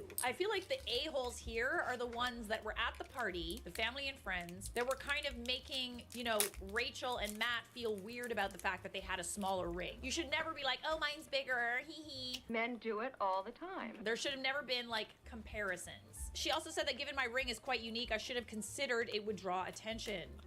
I'm sorry, honey. That's the point of engagement rings. Not the a-hole. You are engaged. It is normal for you to wear your ring, especially at family occasions. Yes, especially when you're dressing up and wearing nice jewelry and nice clothes and stuff, like New Year's Eve. What's next? Can you not bring your husband to their wedding because any reminder that anyone else has gotten married would be upstaging their day? This just sounds like they are like a little bit insecure and jealous. Getting married is not about the ring size. It's not about, you know, all these superficial things. It's supposed to be about two people getting engaged because they love each other and want to spend the rest of their lives. Why are we like placing so much importance on a ring size? Everybody at this party remove your ring so only Rachel's ring shines. Oh, and Merry Christmas. You filthy animal. God, that is the most Delulu thing. Is that honestly what she expects? Imagine that was like a thing. Oh, I got engaged, so I need you to take off your engagement ring so that it doesn't upstage mine. I've said this once before, and I will say it again. Normalize being happy for other people. Stop comparing what you have to what someone else has, okay? It doesn't help anybody. Comparison is the enemy of happiness, and that's on period. Subscribe! My girlfriend and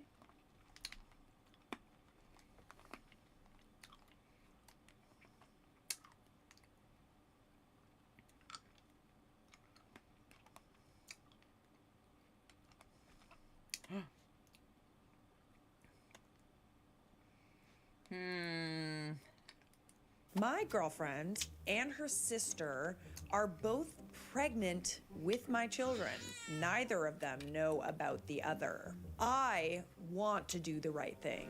So Reddit, tell me how bad of a person I am. Welcome back to Am I the Devil, where we decide if you're a devil or an angel. There are three options: heaven, hell, and purgatory. Remember, I might play the devil's advocate, might try to see the good in people. Right, Mike? Yeah, that's what I do. I like to see people. I see happy. Yeah. Wait, I had an idea. Our new scoring system is P is for penthouse, For heaven. H obviously for hell, and then L for lobby and limbo as well. Purgatory, limbo, lobby, same thing. All right, so OP in this story is 24, his girlfriend is 22, and her sister is 20. Useful context. Throwaway account because my brother-in-law and a few in real life friends know my username. I've done a terrible, terrible thing.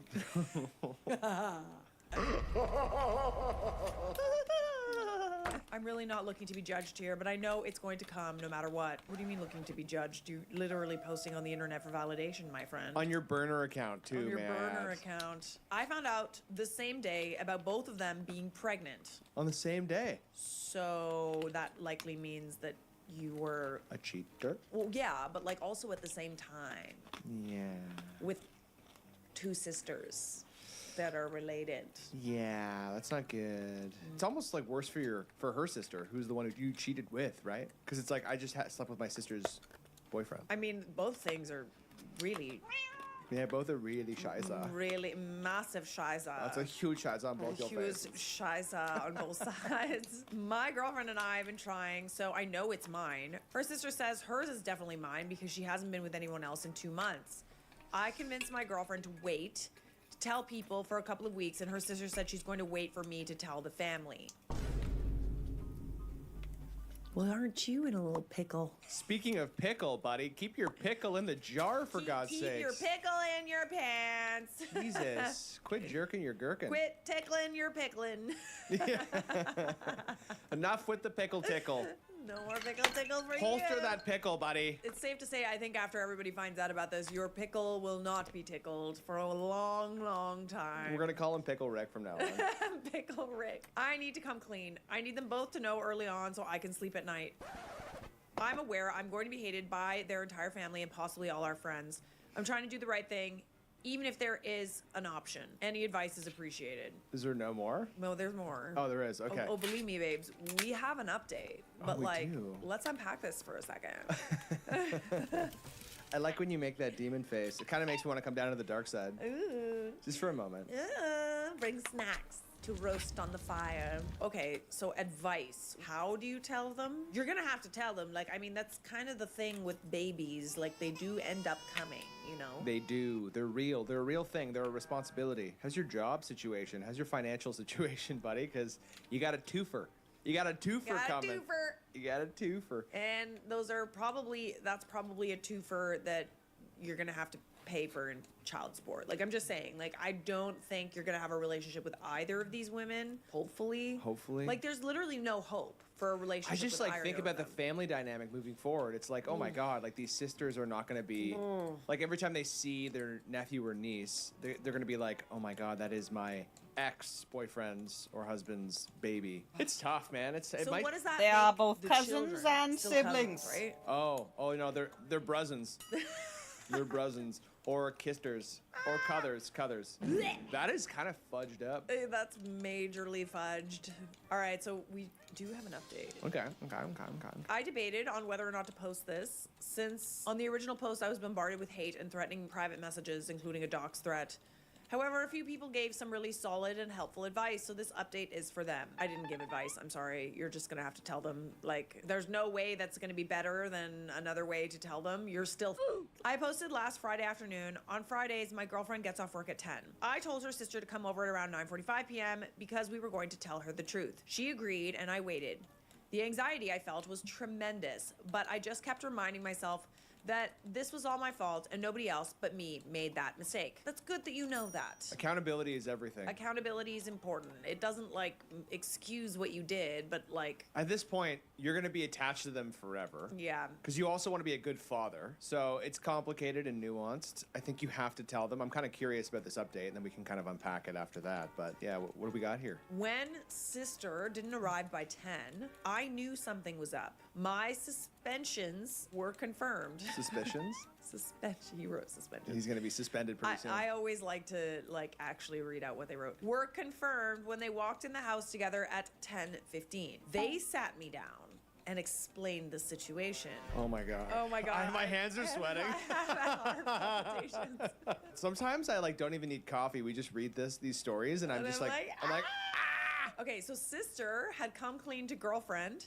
And after a brief quarrel and anger, they decided to screw with me to see how long I would keep the secret for. Props to them because I was completely blindsided. oh my god. So wait, is there a second baby? Or is there babies at all? No, I think what she's saying, or what he's saying, is that they told each other, and they About were the waiting babies. for him to come clean. Okay, about the cheating and the baby. Yeah, the and they were extra giving baby. him like ways and opportunities to say something, and he just didn't say anything. Girlfriend, now ex-girlfriend, was very calm and has sister pack her a bag to stay with her. I told her my friends and I would bring her belongings and furniture anywhere they needed me to. She told me she didn't want me touching her stuff and she would be moved out when I get home from work on Monday. Here's a nice little update / kicker. TLDR, neither were pregnant. They found out about me cheating and fricked with me. Am single now. I mean, I don't normally do this, but thank God. Thank God. Thank God. You know, I kind of knew, but I'm also just like, my brain just goes there, you know? Like my brain goes to like, what's the pettiest thing that they could do when they found out? Let's this guy and make him think that we're both pregnant. Oh man, that's kind of fucked up that the sister still got away with cheating on her sister's boyfriend. I mean, she didn't get away with it. Because like he's not the only bad guy in this situation. I totally agree. It's one thing if it's like a random girl or random guy, but good for her for like choosing to mitigate the situation and make amends with her sister because she's with her for life. With this guy, he's in the sky, you know. The guy in the sky, fabulous job. That is honestly incredibly satisfying. That's really twisted. I mean, yes, the sister like kind of got away with it, but I mean, it's up to her sister if she wants to forgive her. Here's the thing with women. If you tell us first about something that you did wrong, we're gonna be way less mad than if we have to like find out from someone else. I think the entire act about like coming clean makes us respect you more when you f***ed up. It's still gonna be a negative outcome, but Totally, but I think I would be less mad. just integrity, you know? It shows that she has like at least some integrity. I have to confess something. Yes. I clogged the toilet this morning. No, I didn't. I'm just kidding. That was actually me. Okay, guys. I'm certainly happy with the way that this story turned out. What do we rate him? Well, I feel like he's not H4. You know, like he's not. He's a cheater, so he's an H. He's a cheater, so he's an H, definitely. But like he did come clean. He showed remorse. Did he confess? I thought they said He did confess. He was going to confess. Like, he literally brought them both over to tell them. Okay, I respect that. I feel like this is an H2, maybe. Yeah, sorry, cheating is like below. It's H2 or below. Yeah, H2 or below. It's how you deal with the consequences or like pending consequences. I think he has a little bit of remorse, which I respect. Yeah. He doesn't, he's not making excuses. He's literally just up. It sucks. I need to come clean. And he helped her. He moved her out. He's like, you know what? I made a mistake. Maybe he'll change one day. Doesn't mean that she is an asshole. Oh, the she's sister. I mean, like, that's not like, we're not debating that. Obviously, she sucks. By the way, everybody, a new part of this whole thing is at the end of the day, we're gonna give an award for the biggest a-hole of the day, and we got this little award for them. Is it poo with a fly on it? That is the award for the biggest piece of poop. Kind of smells good too. Imagine your poo smelled like bronze. Smell it. Smells like bronze. There's a little fly on it too. Oh. Biggest POS. All right, and that guy's. I don't know if he's gonna be in the running, but we'll see. Stick around until the end of the video where we decide who the biggest piece of poop is. That is one big pile of shit. Oh, this is a fun one. Ooh, look at this. Am I the a-hole for quitting my main job to invest in my podcasting career? Oh yeah. I like this. Oh, I like a little variety. This is interesting. This is interesting. Okay, love it. I'm not going into my beliefs, but I started a podcast to raise awareness of something serious a few years ago. UFO sightings, anti-gravity, the massive increase in sightings. Oh my God. That kind of thing. And I've actually started to get views. 2 weeks ago, I quit my job. It was okay. I didn't get along with a few closed-minded colleagues who were, in my experience, willingly ignorant of the dangers. Okay, so like from someone who quit her full-time job to like do like, you know, content creation or whatever, like how many views are like we getting out of curiosity? Because like I don't love that you quit your job. Are you monetized yet? Like, are you making money off of it? He hasn't said that. Since then, I've given it my all and podcasted every day, and I've seen growth. Okay, that's good. That's good. Most importantly, though, this is what I believe, and I feel it's my purpose in life. I respect the grind, the hustle. I respect the hustle. You know, it's not an easy thing. I'm always of the opinion that you should absolutely chase your dreams and chase your talents and like try to figure out like what really lights you up in this life. What I don't think you should do is quit your day job before your other job makes you money. Yeah, before your side hustle is like at the very least making you some money, if not out earning, you know? Yeah, Your or main job? enough to cover your daily expenses, right? Yeah, back to the story. My wife is unhappy, to say the least. She thinks this is a really dumb decision and that I'm being selfish putting my beliefs over our income. She works too. My old job was relatively simple, customer complaints and returns, and is going to be automated eventually. True passionate journalism is rare, and I'm just gonna say it. With what's coming, it's important people show the truth because I fully believe we will witness a planet-altering incident in our lifetime. Oh. Ooh, I Interesting. love to see it. I love to hear it. I mean, I do love an alien or two. I'm impartial to aliens. We like UFOs. Remember that one time? I gardened a bit, if you know what that means. Yeah, we went gardening one night. I did some gardening, and we were like kind of up north. Watching a really spooky UFO doc. I saw a UFO. But They it were wasn't a UFO, gardening. it was That's the what we were reflection doing, of a Mech. car outside, No, like what- its windows. No, it was an automatic, a motion tracked light Yeah. that turned on. Yeah. And you went like, No, that's not what it was. It was. No. I remember this so vividly. I was gardening and we were watching a UFO documentary, and there was a car outside the window that the reflection stopped. It like the lights from the car stopped, and they were reflecting on the window where we could see the lights. And Picture they were this. just hovering. Picture like this the too. lights were just hovering. again, okay? we'd been gardening for like a couple of hours now, right? So like my gardening glasses were on, I had a blanket on, it's so dark. We're like deep an hour into this documentary, and all of a sudden, like I'm just like so calm, my eyes are heavy, I'm kind of like, and then you go, ah!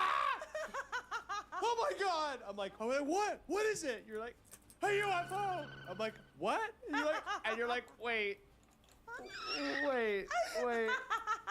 That was not your brightest moment. And maybe there was one, and it shape-shifted back into a car. It wasn't. It was the most startling, ridiculous moment I've ever experienced. And honestly, to this day, if I'm having a rough day, I think back to that moment and I laugh. I laugh every single time. Shut up! I really thought. Listen, the lights they reflected and they hovered. Okay, they hovered. It scared me.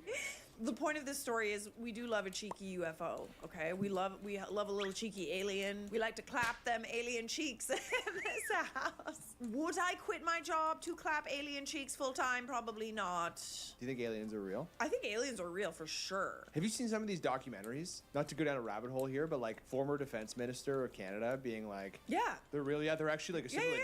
There's totally. like one of the praying mantis. They're like freaking like the praying mantis UFOs. Yeah. And like literally Obama like went on some podcast and like said no, they're like real. I haven't seen them, but like they're real. Yeah, I know. Show us the aliens. Show us the aliens. Show us the aliens. This guy's marriage depends on it. Okay, hold on. Let's get back to the story. All right, Sorry, we're going on a tangent. I love our tangents. It was ADHD break. ADHD break. By the way, if you're enjoying this video and this channel, make sure that you subscribe. Stay a while, hang out with us. This is a new thing we're doing, and we are so happy that you guys like it. So happy. So if you're not subscribed, please subscribe. Okay, so we have a little bit left. Truthfully, am I making money now? No, not. Oh my God. But could I? Yes. I'm estimating if I grow at this rate, I can monetize within 2 months. UAP research is a growing field, and I could see myself as establishing myself in the field. If things don't work out in 2 months, I've told her I'll go back to my old job. She thinks this is too long. Am I the a-hole for quitting my main job to invest in my podcasting career? You should have talked to your wife first before you gone and done that. I respect the hustle. I think you could make it work. I know for a fact that I have a lot of friends who are like deep in the alien. Like I get like, I do believe in the genre, but like you can't quit if you're relied upon for your income. If it's like a 50-50 split, you got to make better responsible decisions than that. Yeah, totally. Like you gotta hit a certain threshold. Like okay, like I have a few like 20,000, 30,000 subscribers now. I'm like making money. I had a video do well. Like if you can make enough to cover all the expenses of that and some and all your daily expenses, maybe that makes more sense. But I don't know, bro. As someone who quit her full-time job to do her own like podcast, YouTube channel, whatever. Period. It's been like 6 years now and like still going strong. So as someone that did that, I did not do that until I was out earning what I was making at my full-time job exponentially, and it was still a risk. Like don't get me wrong, like I was like literally scared to for the first few months like of quitting my job. I was terrified. I think I worked every single like literally 12-hour days for months because I was so afraid of failing. So yeah, for those of you who are looking to get into content creation or podcasting or whatever, don't quit your job until you at least have like a steady flow of income. I'm always of the opinion that you should chase your dreams. My job. Do I think you should like end up homeless chasing your dreams? Like, no. I think that we need some stability too. There's a great video. I'm doing just a my shout out job. to Colin and Samir. Rapping. Have a great video if you ever want to start like a YouTube channel. It's a great video, but it also puts into perspective like the grind and how much preparation you need before taking a leap like that. So are you the a-hole? Like, I mean, yeah, I think we've decided that you're kind of the a-hole. Let's read some comments. I don't care about what your new job is. You're the a-hole for making her responsible for bills for 2 months without doing anything to contribute. OP responded, okay, I see your point, but I'm gonna need to retrain better now than later. It's true. Take this with a grain of salt. But my whole philosophy is you can always fail at something that you hate. So you may as well try something that you love and fail at that and then go back to something boring. That being said, he wasn't making any money yet. Yeah, so. Totally. And also, you really should have discussed this with her first because it does affect her. Are they married though, or are they dating? No, they're married. How old are they again? Sorry, I missed that part. It doesn't say. Yeah, man. I don't know. No, you really should have discussed that with her. Like, okay, you're not like an H4. You're definitely. I don't even think he's H. I think he's probably in the lobby. You think he's in in Perg? He can do his hobbies in the lobby. I'm just literally picturing everybody in the lobby doing the limbo. You know what the limbo is? Is you have to do the limbo consistently. Literally forever. You're literally doing the limbo in limbo forever. You're the a-hole. I won't even touch the UFO stuff, but your wife is right. It's incredibly selfish to just quit your job without having any additional income and expect her to just bear the burden without proper conversations, plans, or income. We'll put you in Perg. He's Like, gonna be he's the a-hole, he's gonna be in though. Pittsburgh. Okay, he's the a-hole, but we're just like we're trying to debate like how big of an a-hole, right? So like you still think Perg? I need a bit more context. It's not like he did anything bad. He didn't cheat. He followed his dreams doing something. Yeah. It's not financially responsible. It's not. It's kind of dumb, honestly. But like I feel like you know. But what if he hits? And he makes millions. He might. Honestly, he might. Like the way he's talking about it, like he thinks he's gonna get monetized. But also, soon. like, what is the male urge to start a podcast? I have so many people. I mean, we should like start a podcast. yeah, like we have a lot to say. Like, we'll just like interview people. Everybody thinks that they have like cool enough conversations to like film them and monetize them. I mean, there's something about it. Like, it's. I get told to No, start there's something about podcasts, it. and I'm you like, know what? I'll never I'm knock on just someone for I trying to can't- do something. I No, don't of want course, to do same, that. Same. I'm gonna say. If it's just me well, talking to make him do a myself, couple that of ain't those in fun. limbo. But Couple they're of like those in limbo. Yeah. talking Good to me. people, I Am guess the I'm a-hole entertaining or for whatever. reporting my coworker's side business. But I to need somebody our that's good to employer. bounce shit off of. I, 27 female, work at a mid-sized marketing firm, and my coworker, Jake, 31 male, has been using the office computers and a popular bevy of creative tools to run a freelance business on the side. He charges clients like $500 to $1,000 per project. Our employee handbook explicitly says we can't use company resources for personal business, and I've seen someone get fired for this exact thing 2 years ago.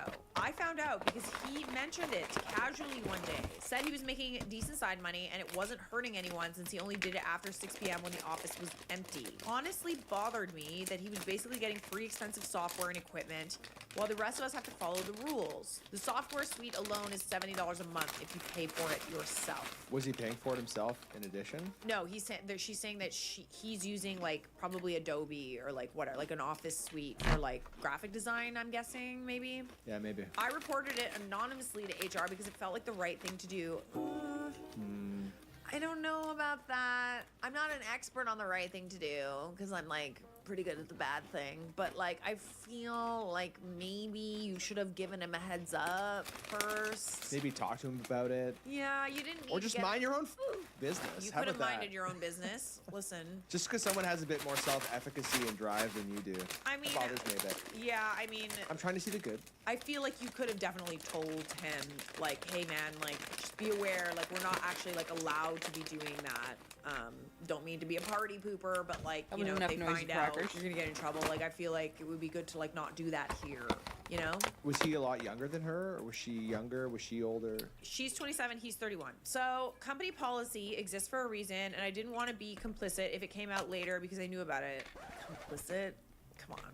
Something about it bothered her. No, she was jealous. Yeah, she's She's jealous. jealous. Yeah. Come on. Like, let's call a spade a spade. She was jealous that he was making money. And, you know, yeah, okay, maybe he's breaking the rules. I get it. But, like, I mean, who made you Yeah, the fun police. the fun police over here? Like, me. It depends on how, honestly, I feel like it really depends on, like, how you feel about breaking the rules in the office.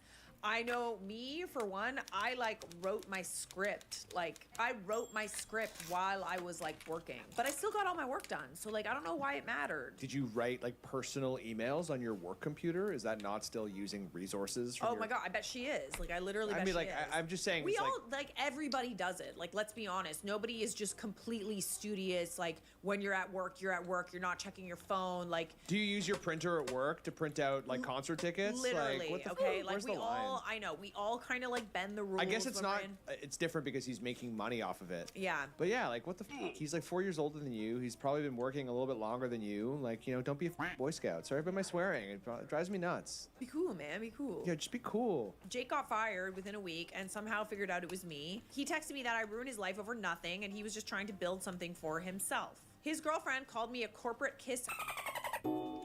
Yes, you are. You kind of are. And honestly, a few people at work have been cold to me since. My boyfriend said I was just following policy and protecting myself. Protecting yourself. Let's Oh, get shut that out of the hell equation. up. Yeah, you're full of shit. But my sister said I'm a snitch who cost someone their job over a technicality that wasn't even affecting me. Literally, it was affecting her because she was jealous and she didn't think it was fair that someone else was kind of like playing the system a little bit. And you were complicit in this? It wasn't like Yeah. you witnessed a murder. I know, literally. Like, what are you talking about? Jake wasn't stealing clients or doing anything on company time, just using the equipment software. Okay, that's important to note as well. Like, he was literally just going in after work and using, like, probably Adobe to, like, make some extra artwork. Oh Like, my God, $70 a month. yeah. Oh my God, I know it's a lot for some people, but oh my God, to get him fired for that? Yeah, that's pretty brutal. I feel like I did what I was supposed to do, but everyone's acting like I'm the villain. Am I the a-hole? Because now, like, when he goes to look at new jobs, people are going to be like, how can we trust you? Why'd you get fired? Because of that. It's like, ooh, like, how do we know you're not going to, like, use our resources? You know, that could screw him over. Yeah, totally. I think you definitely could have talked to him first, even though, you know, like, again, it really is none of your business. If he gets fired for it on his own accord, then that's his fault. But, like, you didn't have to do that, you know? I call these people Deborah Dewells or Deborah Dewellers. Interesting note in the comments. Why would you ever side with a corporate company that won't hesitate to let you go when they need to save money? They don't care about you. You shouldn't care about them. This is the thing, right? Like, I feel like this guy is, yes, okay, he has a corporate job. At least I know that people in this position, they have, you know, this like corporate hustle that they're doing in order to do like what they really, really like doing. But make no mistake, that corporation, that company does not give a shit about you. So like, if you can make the system work for you, by all means do it. As long as you're still doing your job and like stuff's not slipping, why the hell not? And like, what if this guy Jake is his name? What if he starts a sweet agency in like 3 years and all by himself, and it's like a small agency, and he wants you to come aboard, and it's like 4 or 5 people, and you have like great culture or whatever. I mean, I get it's like a mid-size. What do they say? It's like a mid-size agency. Oh, God. well, that's definitely out the window now. Kind of reminds me of that scene in Harry Potter where like Malfoy rats on Harry and then gets them in detention, and then like, but in doing that he had to misbehave, and then he went to detention too. I don't know what that has to do with this, but like, I don't know. I just feel like you think it's gonna help you with the company. No, It's not. They don't care about you. and Like, now everyone at work thinks you're a snitch, yeah. and you got a good guy fired for just something that had nothing to do with it really you. didn't. Like, the right thing to do would have been to like give him a heads up to like be careful, and that's it. Like, you didn't have to get him fired. Party pooper, snitch over here. You're making my halo lose its glow right now, and it's just driving me nuts. Honestly, this stuff bothers me more than other things. I just Why? hate people who are just like, Cause it's like they have a superiority. yeah, that's what it is. We both have a boss complex. I don't like to be bossed around. I don't like to be bossed around either, but I also don't like to like, you know, people just having this superiority complex that's like, well, you're not doing your job. I'm telling. Shut up. You're going to hell. nerd. You're going to hell. People in the comments are gonna be like, but you didn't put the UFO guy in hell, and you're putting this girl in hell. You didn't do it. Shut up. This This is- is our podcast. Yeah, this is our game. Shut up. It's our game, and I'm gonna decide what I want. And she's going to hell. She's going to H1. I don't like her either. She's super annoying. I don't want that kind of culture. Yeah. Like, what if like someone up here is like stealing some of the clouds to make more clouds by their house? I don't care. Yeah, literally, they're just clouds. And then I'm gonna have to fire that guy like down to like to P3 from P4 because of a technicality. And then like now everyone in P4 the vibes are off because of you. No way. Hell no, brother. I want good vibes up in the Hell piece. no, brother. In the penthouse, we have vibes. So you're going to H1. You're going to H1. Yeah. It's official. I don't think you're like a really, really bad person by any means. Like, I don't know if you're a-hole of the day, but like, I just don't like that stuff. It gives me the ick. Yeah, it gives me the ick too. Let's be honest, you were jealous. You are an H1. H1. You are the a-hole, and you're going to H1. You're going to hell. Am I the a-hole for getting something out of my friend's girlfriend's purse? Depends what it is. I'd be careful because you know what you can find in women's purses. Herpes? I mean, I don't know, like tampons. OP starts by saying, obligatory, title sounds bad, but hear me out. This all happened several years ago, and sometimes my friends still bring up this incident from time to time, and I'm wondering if I'm an a-hole or if they're overreacting. I, 30 male, met my friend, Purse Girl, 27 female, through her boyfriend, who I had known for several years by that point. When he first introduced Purse Girl to our friend group, I immediately took a disliking to her, because I always felt she was trying too hard. Okay. Okay. She seemed like a typical not like other girls girl, if you catch my drift. What does that mean? I guess she's like a pick-me. It's just like you can't win with some people. It's like you're trying to be nice, but then you're trying too hard, and then like you don't try, and then they're just cold. I mean, I think that people try hard because they want to be liked. I will never like just dislike someone right off the bat for trying to be my friend. I think that you'd like need to do something to piss me off first. She never put too much effort into makeup or fashion, and the purses she would carry around were always raggedy and or had some nerdy crap printed. These lumps, I know you wanna slump up on these lumps, but you can't cause you're a chump. When my girlfriend and I hang out with Purse Girl and my friends. No, it's just called Purse Yo, Girl. what Purse up, Girl. Miso? I usually imagine my friend and I hanging out while Purse Girl and my girlfriend would do their own thing. But that never really happened because Purse Girl claimed just to choked relate to death more a with little her bit, lot of boyfriend and it. me due to her interests. She also had some weird boundary issues because she grew up in an abusive household and put up some really strong walls around herself and her belongings. One night, several years ago, we were having dinner at a restaurant and Purse Girl had her purse on the table. It was nearing time to leave, so I went through her purse and grabbed her car keys, intending them to give them to her when it was time to go. Why are you doing that? Why would you grab her car keys? Why would you do that? Was there something I missed there? Like, did he say? No, there was nothing. She didn't ask him to do that? No. Why would you, like, do that? That's so weird. I figured since the purse was all beat up and raggedy anyway, she probably doesn't protect or care for it the way someone who owned a designer brand purse would. What are you talking about? Unfortunately, I had forgotten that I took her keys. So when she started looking through her purse, she panicked thinking she lost her keys. Okay, I'm just like kind of stuck on the last sentence. Only people who have designer purses don't deserve to have their looked through? Like, what are you talking about here? I don't understand the motivation of looking through it. Like, I just want to grab her keys and just see what she's all about. What did you expect to find in there? Like, what do you do? Like, what? You want to smell it or something? I'm so confused. I thought it was kind of funny seeing her freak out like that. So I kept the keys while she took and frantically hid the searched key- for them the in her keys. purse. What is wrong sack. with you? You're When I gave 12. them back to her and revealed I had them the whole time, I expected us to all get a laugh out of it because, come on, that's pretty funny. Oh, was he trying to hide the keys? Well, he's saying that like, oh, I thought it was really funny. I feel like that was the motivation all along, honestly. To steal the keys and, Yeah, like... to steal the keys and like, you're bullying her. You thought it'd be funny to someone who you know is trying really hard to, like, please you? Yeah. And you're gonna embarrass her in front of everyone? Oh my gosh. You sound fun at parties. Unfortunately, she snapped and yelled at me for going through her things and for prolonging her stress, thinking she had lost her keys. Eventually, she got over it, but after a while, this incident happened again. Again? Once is enough, okay? We were at her apartment to watch a movie. She had the DVD in her purse, and again, I figured since we would be watching the movie anyway, I would just grab the DVD out of her purse to save time and trouble. Are you okay? Are people okay? I just, like, don't understand. I mean, like, I guess, like, it's a prank. Like, I'd pull that on my friends, maybe. It's not a prank. He doesn't like her. You like your friends. He does not like this person. Like, it's something my brother would do to me. Yeah, but that's your brother. Again, she freaked out and this time threatened to ban me from coming to her and my friend's place ever again. Yeah, like, not only did you go through her purse once, she got mad at you, told you not to do it again, and then you did it again. In her own place. In her own house. Like, what is wrong with you? I don't think I'm an a-hole. I've never had any intention of stealing anything from her purse. But she claims that going through her things violates her boundaries. I mean, yeah. Yeah, buddy. It does. That's like, don't touch stuff that's not yours. I didn't realize that we needed to, like, how old are you? 30. Oh, buddy. Ugh. I'm not sure I agree because I was grabbing items out of her purse that we're all going to end up needing to use anyway. Like, why are you doing it, though? It's so weird. You're weird. It's funny to do to your friends, but, like, you thought maybe, like, you guys had become... How long after was that? Because maybe you became good friends with her and you thought she'd laugh about it and you just misread it again? Now, don't tell me there's a third time. No, that's the end of the post. Okay.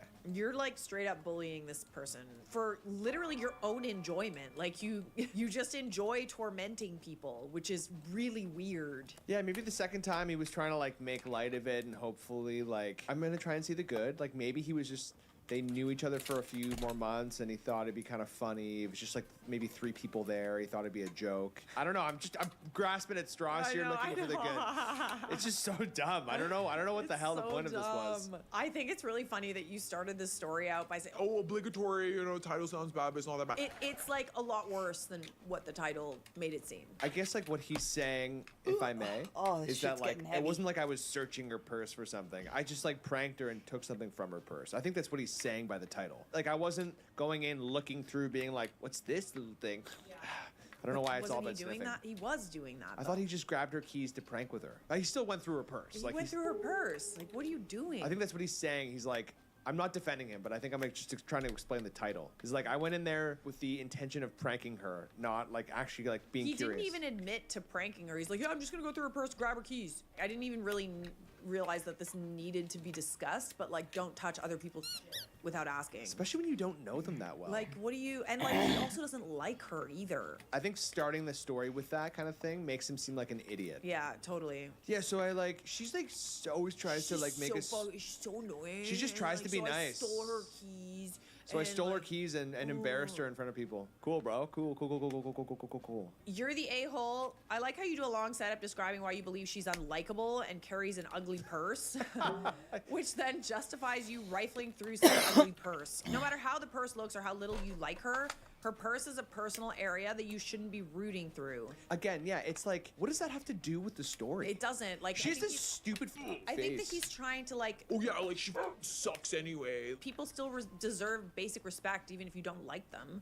And the fact that you were laughing alone, how funny it was, shows even your friends think you were being a jerk. OP responds, it was funny though. Like, how if you lose something and how if you find it's somewhere really obvious, you'd laugh it off. Like, wow, I was looking for it for so long, yet it was here all along. Those things are totally different. It's funnier if it's your friend and you have good rapport with them. Like, I would totally do that to you. I would still be mad. I would literally still be mad. Actually, I wouldn't do that to you, probably. No, you wouldn't. No, you would kill me. You know that you'd have a death wish. If I were a potato, you'd skin me alive. So, yeah, I mean, like, this guy just... He honestly just, I don't like when people just talk other people. Yeah. I know sometimes we do that on this podcast, but like, I don't like to spend my time critiquing people. We should talk people that are like very clearly jerks though. Like very clearly jerks. It's true. But like, we both are the type of people that like sit and gossip. I'm not a gossiper, like contrary to what we you know, do on this podcast or whatever. So like, it doesn't help to just like call this person a bad person. Like, just do But better. like, they're not even a bad person. He just doesn't like them. Yeah, and so what? Whatever. And for very superficial, judgmental reasons. Worry as about well. yourself. She's picked me. She carries an ugly purse. I'm gonna go through her. Like, what are you talking about, dude? Like, okay, you're buddy. weird. You know what? This girl is probably way better off without him. Yeah. And the ironic thing is, like, now his friend's probably gonna be pissed, and now this guy's gonna try and be a people pleaser to her, and she's gonna be like, you know what? You're a loser. I think you're definitely the a-hole. I don't think you're like H2, but I think you're definitely H1. You're H1. You're not a cheater, but you're just like You're just like kind of mean, like just mean, and you're bullying her. It's kind well, of it's just annoying. like you're going on the internet on Reddit and just talking shit. Like, you suck. Like, it's funny that you say that about her, but you kind of suck. So yeah, it's always interesting that people that are so judgmental of others end up being like kind of assholes themselves. You know? Charlotte gets mad at me all the time about being the devil's advocate. Like, it's hard for me to get mad at people. Isn't that true? Like, you say something like this person hurt me, and I'm always like, well, you know, maybe they're going through something, and you're like, that's not what you're supposed to say. Agreed. Totally. Yeah. But that's like my problem. We're not like talkers, really. That's why I put you as the angel, because you always try to see good in people. You want annoying. Shut up. It's true. Moving on. Disgusting. Am I the a-hole for siding with my mom instead of my wife? Oh my God, this is triggering.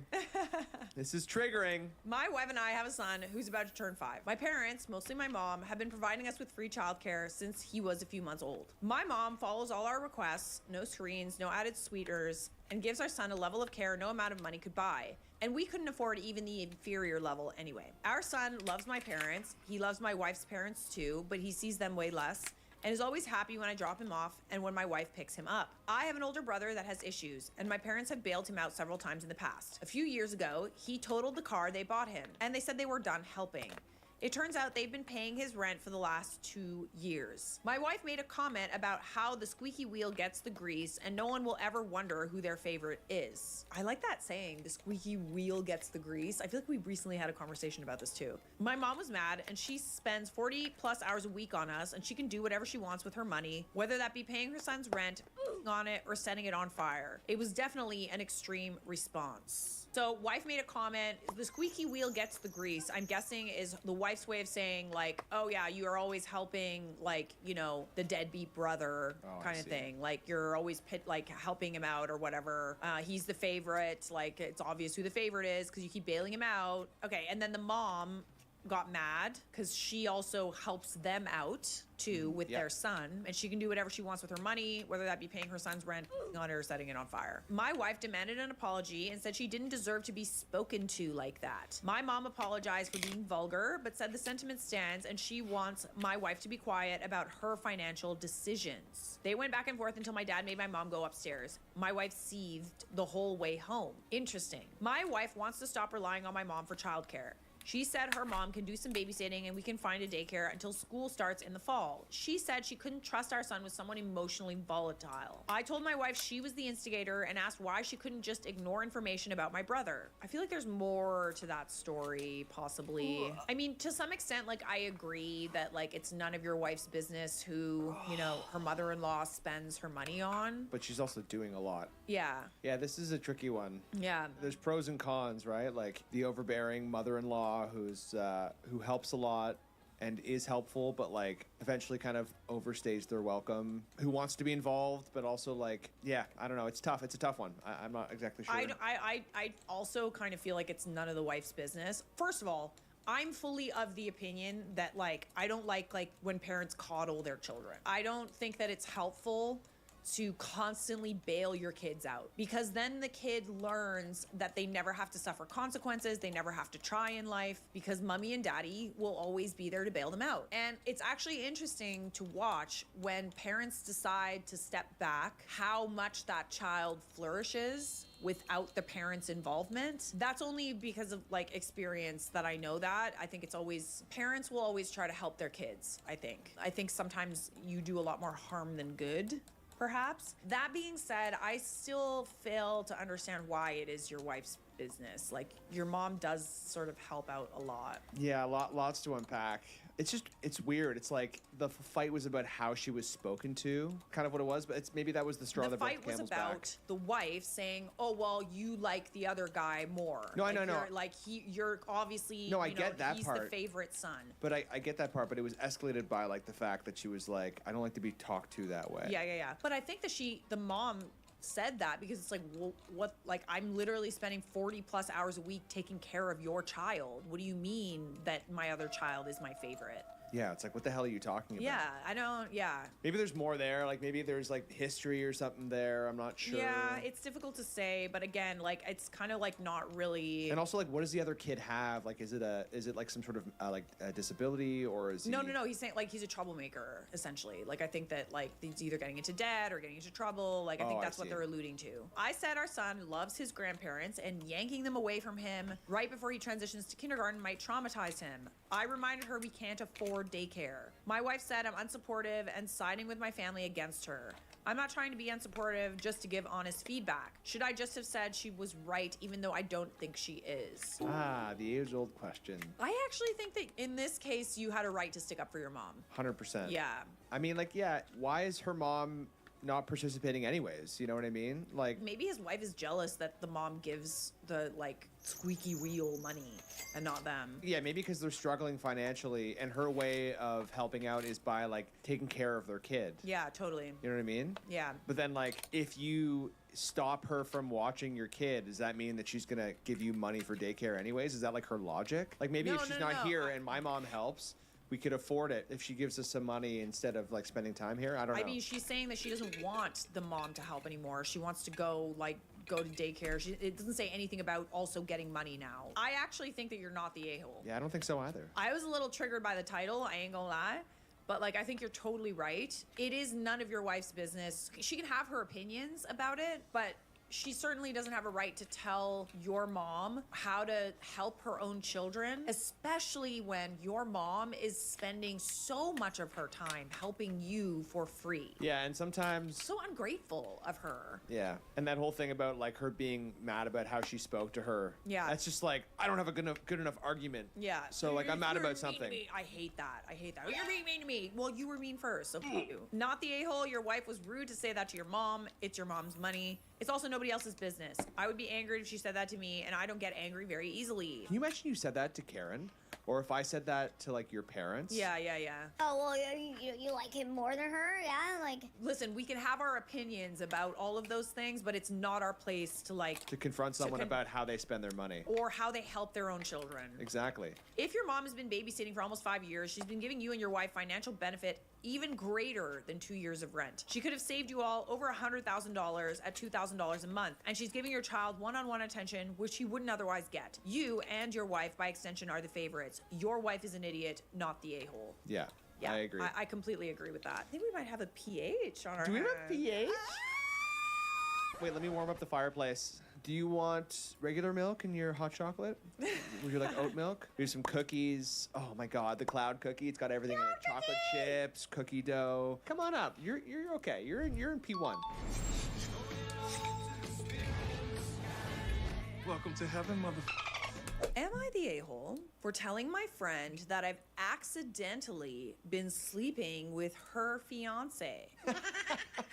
Oh, what? Oopsie! How did that get in there? Oopsie daisies! Wow. Unless they're just sleeping like in the same bed. I'm feeling clickbaited right now. Oh boy, that's a hell of a title. I'm aware I don't really know how to start this, so I'll just get into it. I'll preface this by saying that I'm a 22 male, very, very gay. I was in high school when I met this friend, and she was the cool older kid in the year above me. For all intents and purposes, we'll call her Sienna, 23 female. Now, after high school, I went to an out-of-state college. Sienna went to the local uni. We kind of lost touch, other than the obligatory happy birthday and Merry Christmas text. So you can imagine my surprise when I got a text from my mom a few months ago saying that a wedding invitation from Sienna had gotten delivered to my parents' house. Sure enough, a quick text to the lucky lady confirmed she was getting married. Her longtime partner, Marcus, 25 male, had finally proposed. Oh no. Uh-oh. I feel like I know where this is going. Oh no. A summer wedding right in my hometown, right when I and some of our other friends would be back in town from uni. I was invited to one of the pre-wedding girls' nights because my life is that of the two-dimensional comic relief gay side character, I guess. And we got wasted. Like the kind of drunk where logic isn't even in the same dimension. So when the topic of other people in the girl squad's relationships came up, like the genius I was, I whipped out my phone to show them the hot guy I've been hooking up with as a dumb summer fling, who turned out to be Marcus. Shut up. No way. Yes way. Kill me now to save me from the mortification. Rightfully so, Sienna lost her fair. No criticism from me. But then she turned on me and started blaming me for ruining her wedding. Did he know anything about, like, did she... Denial is a river in Egypt. Your fiance is gay. But bro, honestly, like, if you follow her on Instagram, like, if you're texting her, like, you know... I'm surprised, yeah. I'm surprised he would have seen a didn't- photo. Yeah. He finally proposed to her. It seems like there's, I don't know. Remember what he said there? Yeah. So he says that knew him. Well, okay, listen. I'm surprised that they haven't been keeping up with each other on social media. Says that they've only been texting. Yeah, but like on social media, she would have posted photos of him. This guy kind of seems like he's full of shit.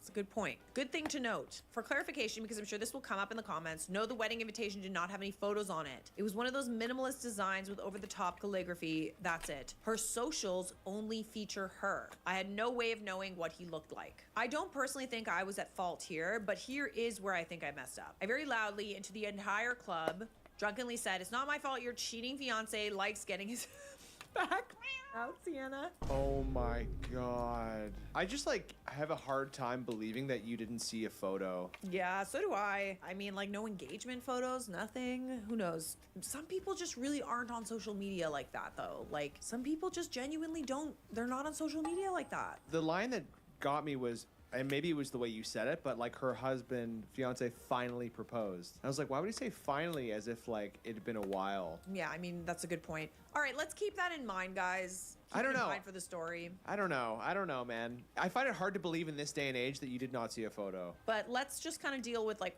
the info that we have. Okay. I feel absolutely awful. I don't want to be the other woman, technically guy, but you get it. And I certainly don't want to be hurting a friend like that. I do have to say, I kind of wish that you didn't say that. Like, she just found out that her fiance is not only cheating on her, but also gay. I mean, she definitely didn't have to turn on you, but like in the moment. She probably said some pretty bad things to you too. Yeah, totally. Sounds to me I've like tried he's apologizing bi. 1,000 times, but she's not interested he's in doing talking to both. me, which I totally get. When confronted, he confessed to not only hooking up with me, but also 8 different guys over the course of their 4-year relationship. The wedding's been called off. Am I the a-hole? Ooh. I mean, here's the thing. Like, in a situation like that, I feel like there's going to be some insults thrown both ways. Yeah, I don't know, man. I can totally picture a gay guy saying that, too. It's not my fault your husband's getting his back out. Yeah, dude. I mean, honestly, like, imagine hearing that. Like, I don't know what you say in response. Let's also take into account that he apologized. Tried to apologize, or Yeah. he apologized, tried, but she Yeah. isn't responding. Yeah. I don't know. I mean, that's a tough one. What do you think? It was an awful thing to say to someone who was obviously very clearly hurting. You don't always have to like say the thing that everybody's thinking, you know? Like you don't have to say the hurtful thing, especially to someone who literally just found out what she found out. Like Yeah, that's like life-changing. Her life is over. Not her life is over, but you know, like her life is over as she knows it, okay? I know someone, a really good friend of mine's ex-girlfriend, her friend, this happened to her. Brutal. She found out that her fiance was secretly gay or bisexual or something, or sleeping Yeah. with other men. Yeah. And they called the wedding off, and it just like traumatized her, right? Yeah, totally. Understandably so. I mean, like your trust it's issues not with even just people. like, you know, finding out that he's gay. It's also the cheating, right? Like that's It's the cheating, it's the Yeah. trusting, and then thinking maybe I'm not enough at first, and then like, how can I ever trust a guy again? Like, how do I know for sure that someone's not gay? Totally. And then but then yeah. also to find out that it's like your friend too. So like, yeah, so a couple things I've been thinking about in the last 30 seconds. One, he said that there's many men, because like the thing to me was like, okay, she was the cool girl in high school, and maybe there was like something a bit more personal about it. But if there was 8 other guys in their 4-year relationship and not just this guy, then maybe it was a little bit more harmless. I don't know. I think Yeah. it's just a terrible situation and very unfortunate. I think maybe, if anything, like you're an asshole for saying the things that you said. But he's also apologized, which I feel like is like redeemable, maybe. What did we say in the last video we shot? Typically, like, you don't blame the person. Like, You don't blame the person that they cheated with. You blame The cheater. The cheater, Yeah, right? for sure. And I think that, like, if he knew, then it'd be a different story. But, like, let's just assume that he doesn't know. He didn't know that this Marcus guy was Yeah. married to her or engaged to her. I don't know. Like, I can't see him as being an asshole. Fair enough. I don't think he's the a-hole either. I think PH or purgatory. Lobby. Yeah, no, lobby. Lobby? You said something really mean in response to something that was really mean to you. That's pretty asshole. Yeah, fair enough. Like, yeah. I imagine, like, you've ruined my life. You ruined my wedding. It's all your fault. I'm guessing these things were thrown out, and he probably said, well, it's not my fault. Your boyfriend likes to have his back. Which is honestly... That is so funny. It's funny, but very dark. Yeah, very mean, but funny. I think the only thing that would put you in limbo would be the fact that you said that, but I imagine there were some mean things blamed on you. And if you truly didn't know, then I think that you're probably... Are we going with PH for this one? Yeah, because, like, you're innocent. Like, you're not, like... I don't know. I'm torn. I'm torn too. I definitely don't think he belongs in hell. It's either purgatory or he's not the a-hole, first of all. You're not an asshole. You're not the a-hole. Could you have handled it better? Yeah. Penthouse? I think Penthouse represents someone who's absolved, or, like... He's apologized, right? He's apologized. If we're thinking about it in heaven or hell terms, if you apologize for your sins... If you repent. Doesn't that mean that you go to heaven? I don't know. People might come after me here, but I just think that if you take him at his word, like, he said something mean, but he apologized. You have to assume that she said some mean shit to him, too. Yeah, for sure. She probably did. We'll put you in PH because you did apologize, and the whole situation isn't necessarily your fault. Yep, he's gay. We stand corrected. Am I the a-hole for telling my wife's family to leave on her birthday? Ooh. Okay. For context, my wife is 6 months pregnant. She's very fond of her family, and we spent a lot of time with them. Today was her birthday. It started at 4:30 a.m. when our 2-year-old daughter woke up and had a fit. I tried to go to sleep with her on the sofa so my wife could sleep in, but she wanted to sleep in our bed. My daughter struggled to sleep at nap time in daycare. My sister-in-law works in the daycare and called at 2 p.m. to offer spending her office time with my daughter so she could sleep for 45 minutes.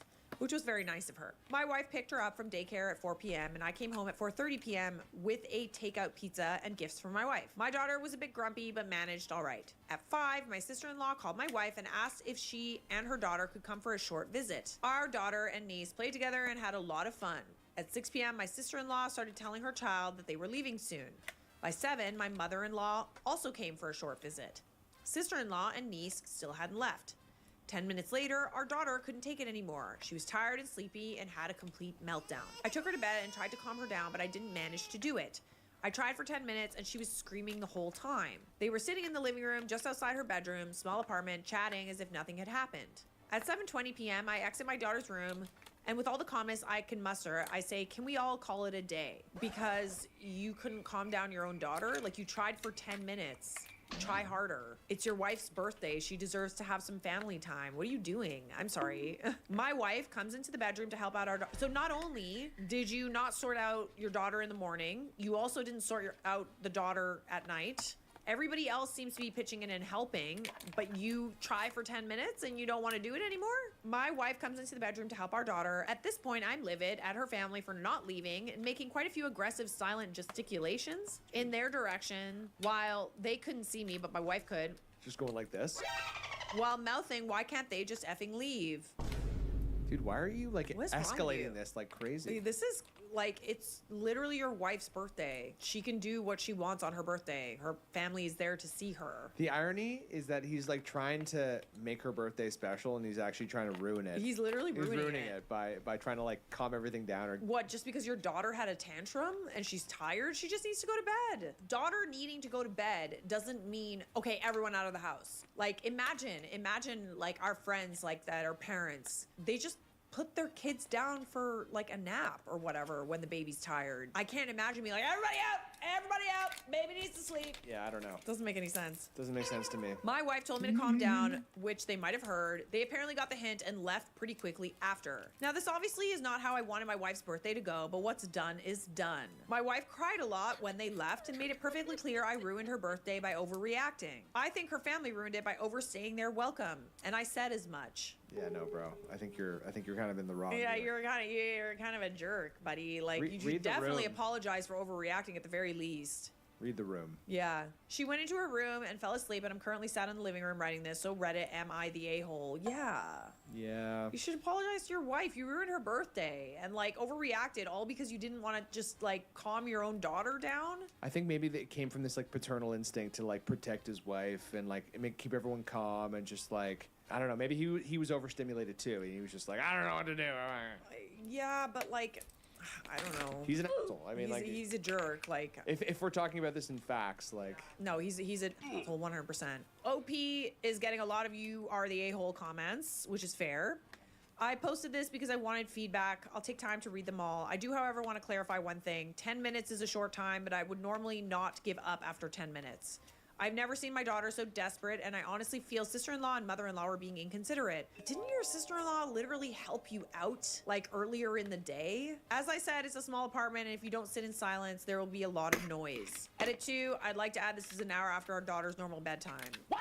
Yeah, I don't know. So I mean, what? Yeah, we're not parents yet. Like, Yeah. I'm sure it's like very, very tough. But I feel like there's more than one solution to then to like banish the than family. to like kick your family out because your daughter's having a tantrum. How about you leave with the daughter? Literally. So how about you just take your daughter somewhere to calm her down so that your wife can visit with her family because it's her birthday. And she's 6 months pregnant too. Oh, she's 6 months pregnant too. Oh, brutal. Edit 3, thank you for the feedback. I'll head to bed. What I take from this is I need to work on how I go about stuff. I agree, I got too mad. I stand by sending them home, but I should have done it differently. I owe my wife an apology at the very least. I'd also like to say that some of you make assumptions about our household that just aren't true. It's the good and the bad of going onto Reddit and posting these things. Some people are pointing out you should take some parenting classes so you don't continue to be woefully inept at basic skills, like putting a toddler to bed or how to negotiate not waking mom up at 4:30 a.m. on her birthday. Because English? That's impossible. I'm trying to think of nice things to say about him, but I think he's just a bit of an asshole. Yeah, he was an asshole in this moment. Yeah, totally. Like, be a parent. Like, be a parent. Your daughter, like, I understand your daughter's young and she's having meltdowns, but like, that is when you put your foot down, is it not? You don't just give you let your child have a meltdown and that's it. I don't know. I mean, I'm not a parent yet, so I'm not sure, but yeah, I mean, I honestly, I'm gonna be so overstimulated when I deal with meltdowns, but like, I don't know. I don't think that just giving the kid whatever they want is gonna help in the long run. Yeah. That's why they're having meltdowns, because they realize that they get what they want. It's like Murphy. When Murphy's hungry, he goes like. It's much cuter 1 than a a.m. meltdown, though. Yeah, it's true. Anyways, I'm glad that you decided to apologize to your wife. You're definitely the a-hole here. As Maybe soon we'll as put this you is over, in the I'm lobby gonna doing the finish limbo for a anyway. Yeah, because like He was a bit of an asshole. Yeah, he was an a-hole for sure. But he apologized, right? That's important. It is important. He stands by sending them home, but he still was an asshole. You're gonna go in the lobby. Okay, you can go in the lobby. Get out! Get out of this house! I said no! Okay, Charlotte, hold on. We have to decide something. Yeah, we right have to now. decide who's the biggest a-hole of all. Who is the bung of the day? The bung of the day. Honestly, I think it was the first one. Or the purse guy? Or the purse guy. Purse guy was bad too, but like girlfriend and sister. That guy was an asshole. Yeah, that guy was awful. I think it's gonna go with the title story. My girlfriend and her sister are both pregnant with my children. Neither of them know about the other. Yay! This is for you. Congratulations. You're Congratulations. the biggest piece of poo of the video. You're a POS. P-O-S. Subscribe!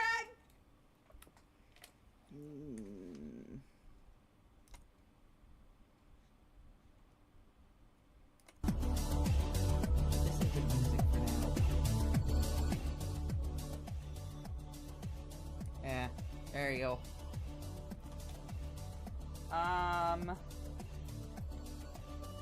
3 balls. I'm about to attach the 4th ball. I've got a few more rounds before I need to attach the 4th ball, but I'm almost to the 4th ball. It's starting to get heavy. It's nearly as long as the green one. The green one is 4 balls completely. At the end of the month, they're supposed to be restocking that green yarn, though, so I plan to get the last 4 to finish that one. Then I've got to get the other,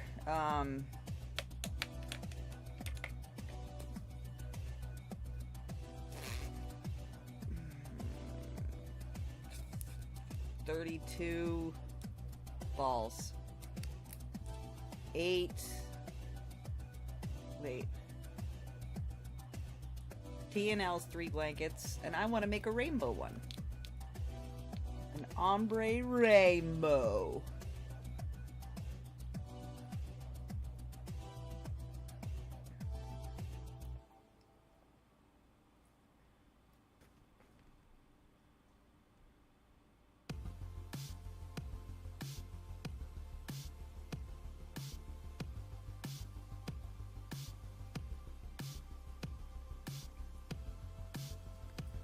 I'm wondering if I should separate it into 3 sections, though.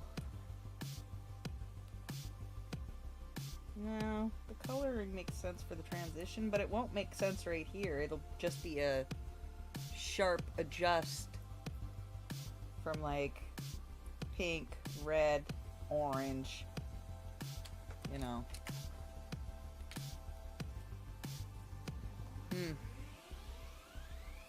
Anyway, that's enough streaming. Goodbye, desk camera. I'm gonna put this down. And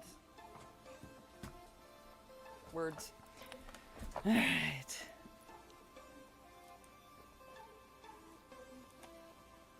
Thanks for stopping by. Appreciate you being here. Love you too, bitch. Don't forget to check out social medias for updates and whatnots that I completely forget to post because I